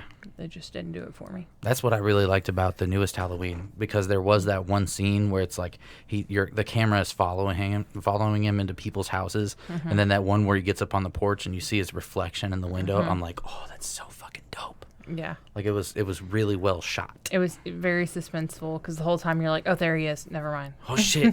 And then like the scene where like the babysitter goes upstairs Mhm. and she's like, sir, and you're like, oh shit, she's about to get murked, and then she's just fucking with the kid. Yeah. And then she gets murked, and you're like, oh shit. Yeah. That was good. No, I don't know. I guess also another stupid one we watched would be Little Monsters, but that's because I hate zombies. I get it. I hate zombies.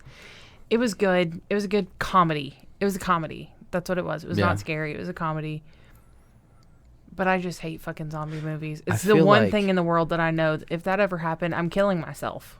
Like, it's not a horror movie to me. Why the fuck do I want to live in a world where we don't have grocery stores? I feel like, I didn't even think about that. You don't have food at that point. You're now dead. I feel like there's these dumbass trends that happen, and it's like everything is about that for a while. Mm-hmm. Like, Zombies you remember has been the past 15 years. When we were in high school, it was vampires. It was vampires, and then it was dragons because Skyrim came out, and everybody was fucking with dragons for so long.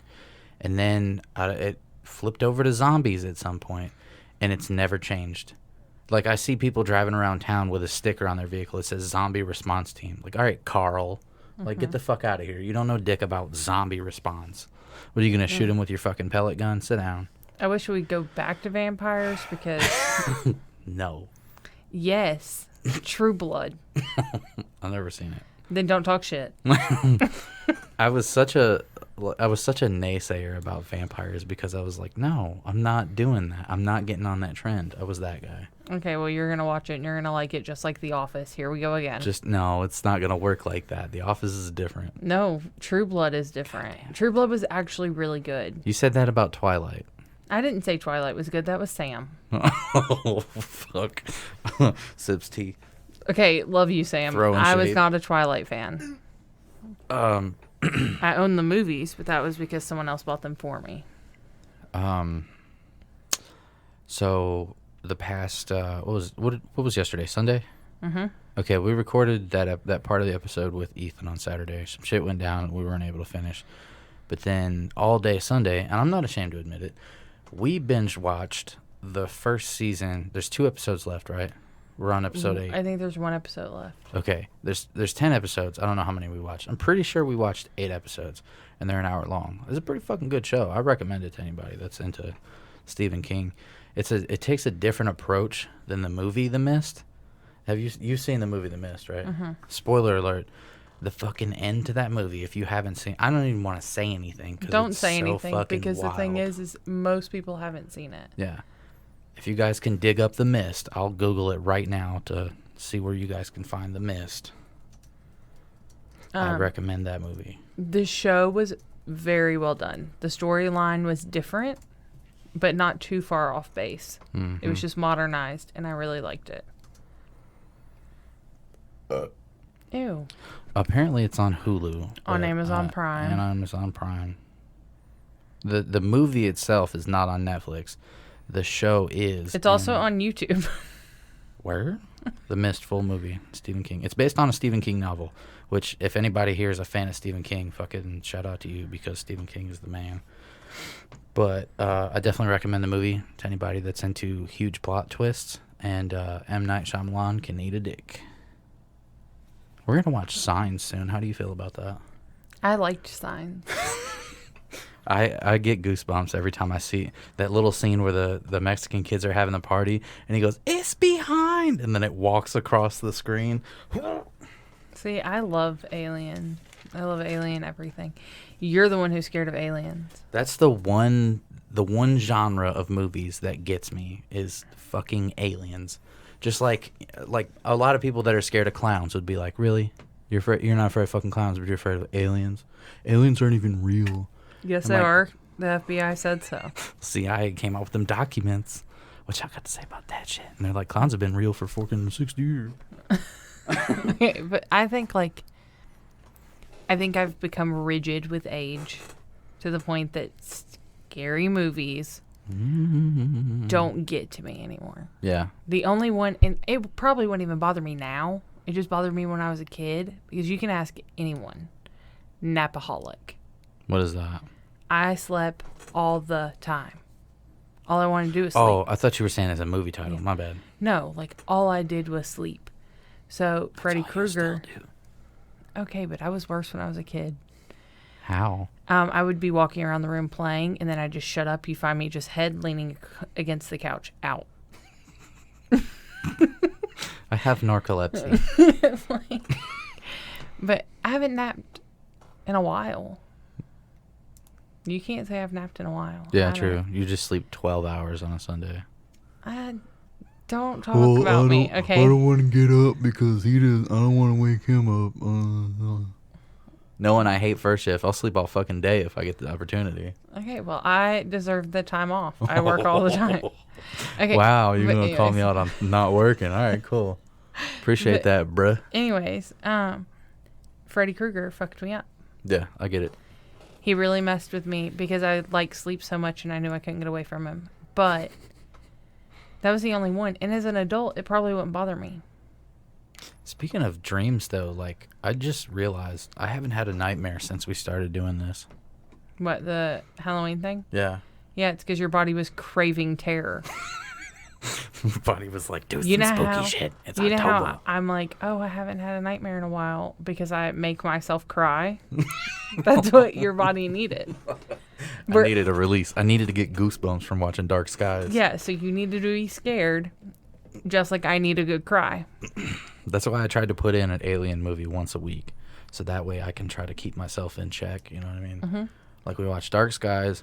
We're gonna watch The Fourth Kind and Signs, and then Ethan told me about one called Alien Abduction that I haven't seen. You're about to see some weird shit because your boy freaks out over alien movies. Okay, that's fine. I'll watch them. The only things that ever really got spooked me, I guess, were straight up hauntings. Yeah. Like families getting murdered by ghost. Like the Amityville horror? Yeah. Yeah. Poltergeist? Yeah. Which we couldn't find. Hey everyone, how's it going?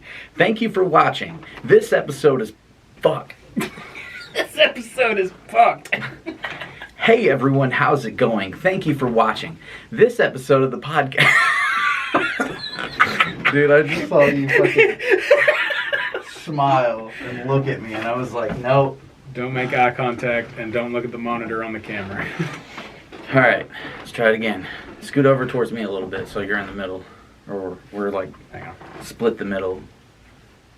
All right. There we go. Hey everybody, how's it going? Thank you for watching. That's the best part. I keep doing it. I'm just going to try not to laugh. Fuck. Hey everyone, how's it going? Thank you for watching. This episode of At Least You Know Comedy Show is brought to you by Malice Haunted Attraction. As we all know, spooky season is almost upon us. And my favorite thing to do other than record this podcast is go to haunted houses. That's right, Ethan. And what a better place to go than Malice. Located at 1777 Nix Road, this year they will be open the first weekend in October 16th to 17th, October 23rd to 24th, and the weekend of Halloween. That's right, and we know those guys that own that personally, and they are really good people. So please go check them out this year. It would be wonderful. Make sure that you show them some love and like them on all social media, including Facebook, Instagram, and whatever the fuck else they're on.